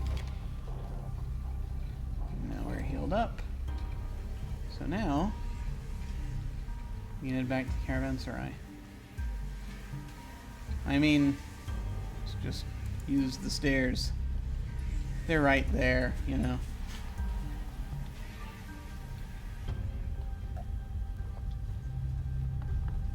There's much thirst today.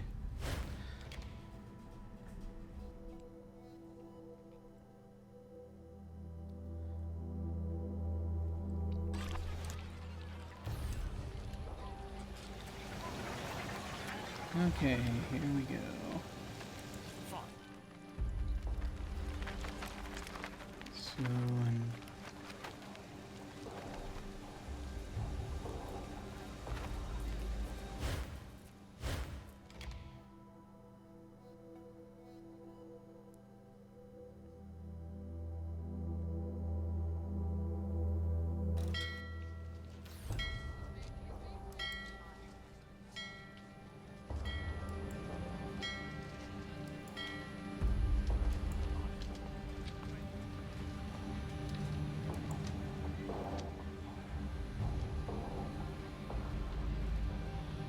Sure.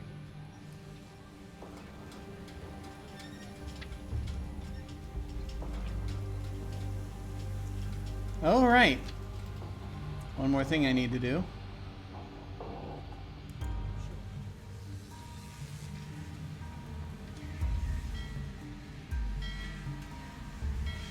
This fellow on his path.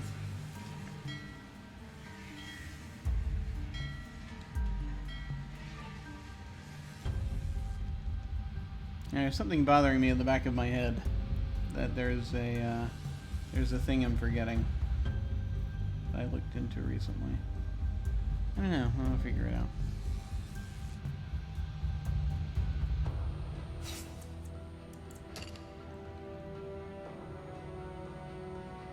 Do we really need to save this? Not really.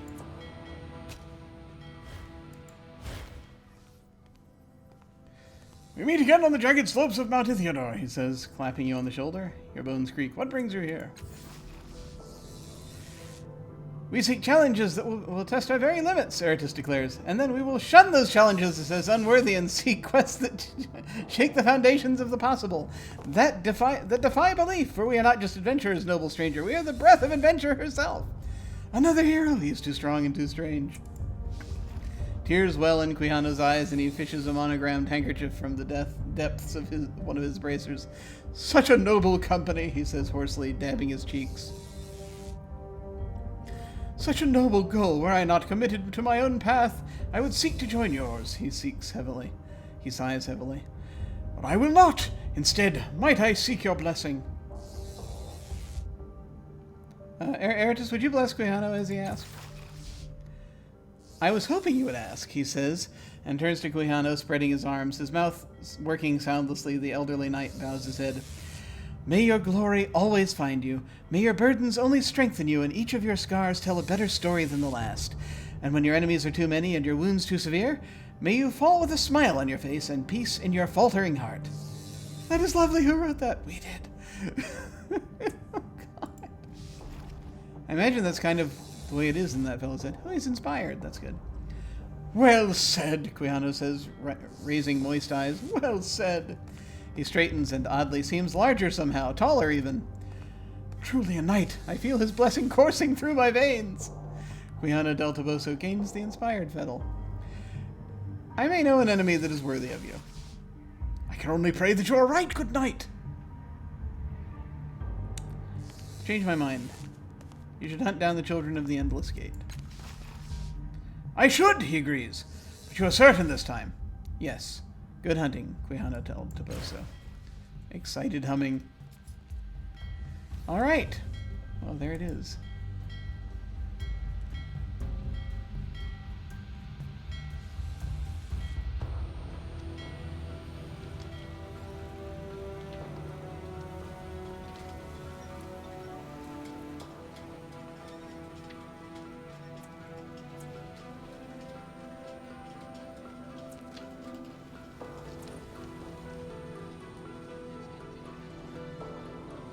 There's Tiber. Let's get back to Master Ennio.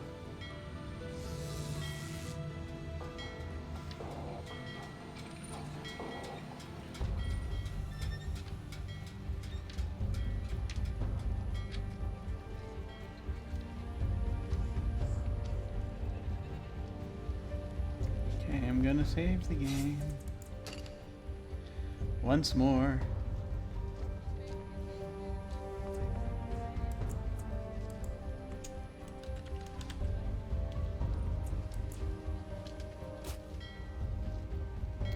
Yeah, there are like one or two little things I may want to try to take care of. I don't know, but we'll see. We'll see. Let's do this. Just to see what happens. Renio returns from his observation of the laborers and asks, how may I assist you? I need to fly to the Valley of Dead Heroes. Excellent timing, he says, bowing. My vessel will be departing shortly. Board at your leisure. He leans in closer. I should also warn you that we won't be able to retrieve you from the valley. We never tarry there. Its energies are not good for our ship's engines.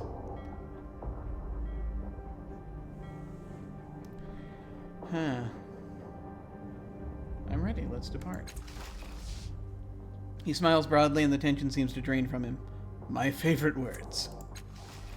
All here then, the wind is right for us. Let's sail, friends. He begins shouting commands to his crew and they cast off the mooring lines. The airship pushes away from the spire and the city of your birth falls away below you.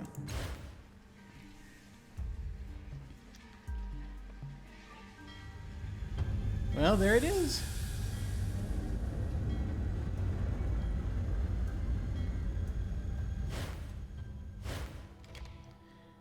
Edge in each stat pool acts like a discount when using points from that pool. It grants free levels of effort or reduces the cost to activate abilities.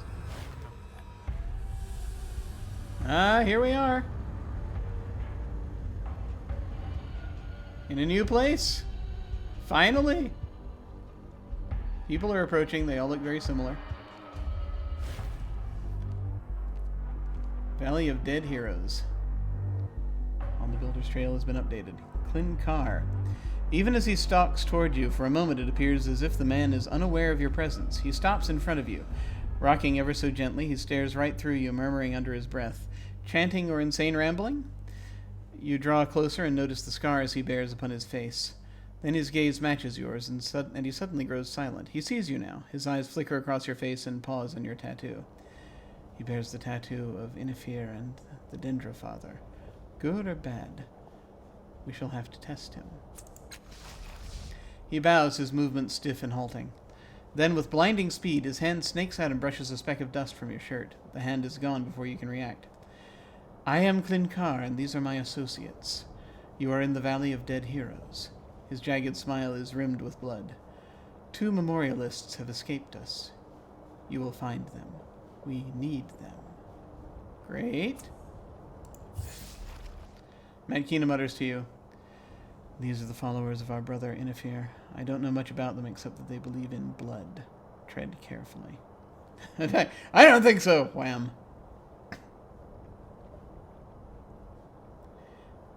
Why do you want to find them? He hisses out a long exhalation of breath. We must open the endless gate. Find the missing memorialists.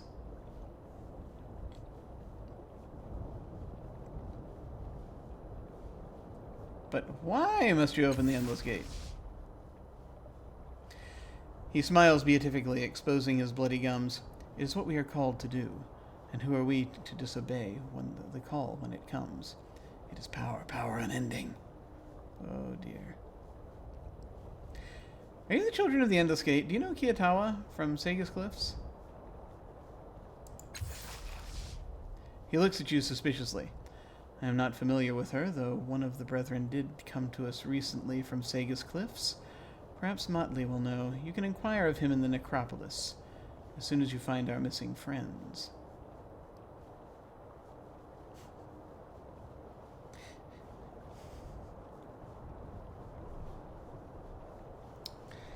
I mean, what reaction should we have to this, really? What reaction, indeed?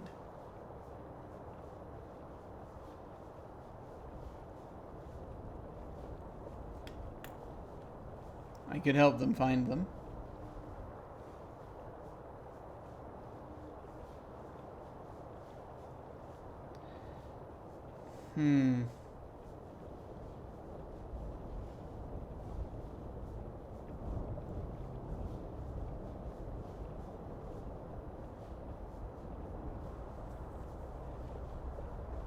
There'll be 3 fresh corpses here in a moment if you don't clear the path. I mean, we could try doing that.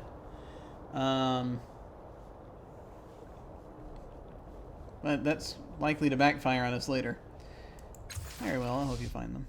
He's holding up his finger as if to threaten you for not complying, then realizes what you've said. Oh, then we would be glad of your assistance. The memorialists are somewhere nearby. We can smell them.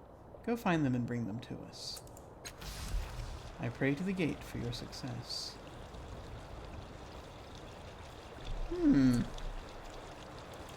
Do we have a quest now? No. Okay, we gotta find the first Castoff's tomb. Okay.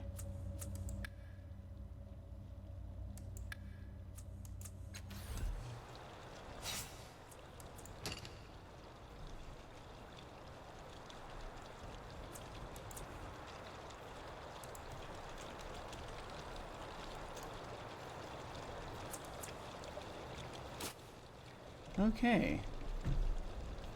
Yeah, I mean, you know, it might be interesting to come back and try the other options. We'll see. We'll see. I might do that between now and then, or we'll have to see how this goes. But for now, we should go back to our main menu.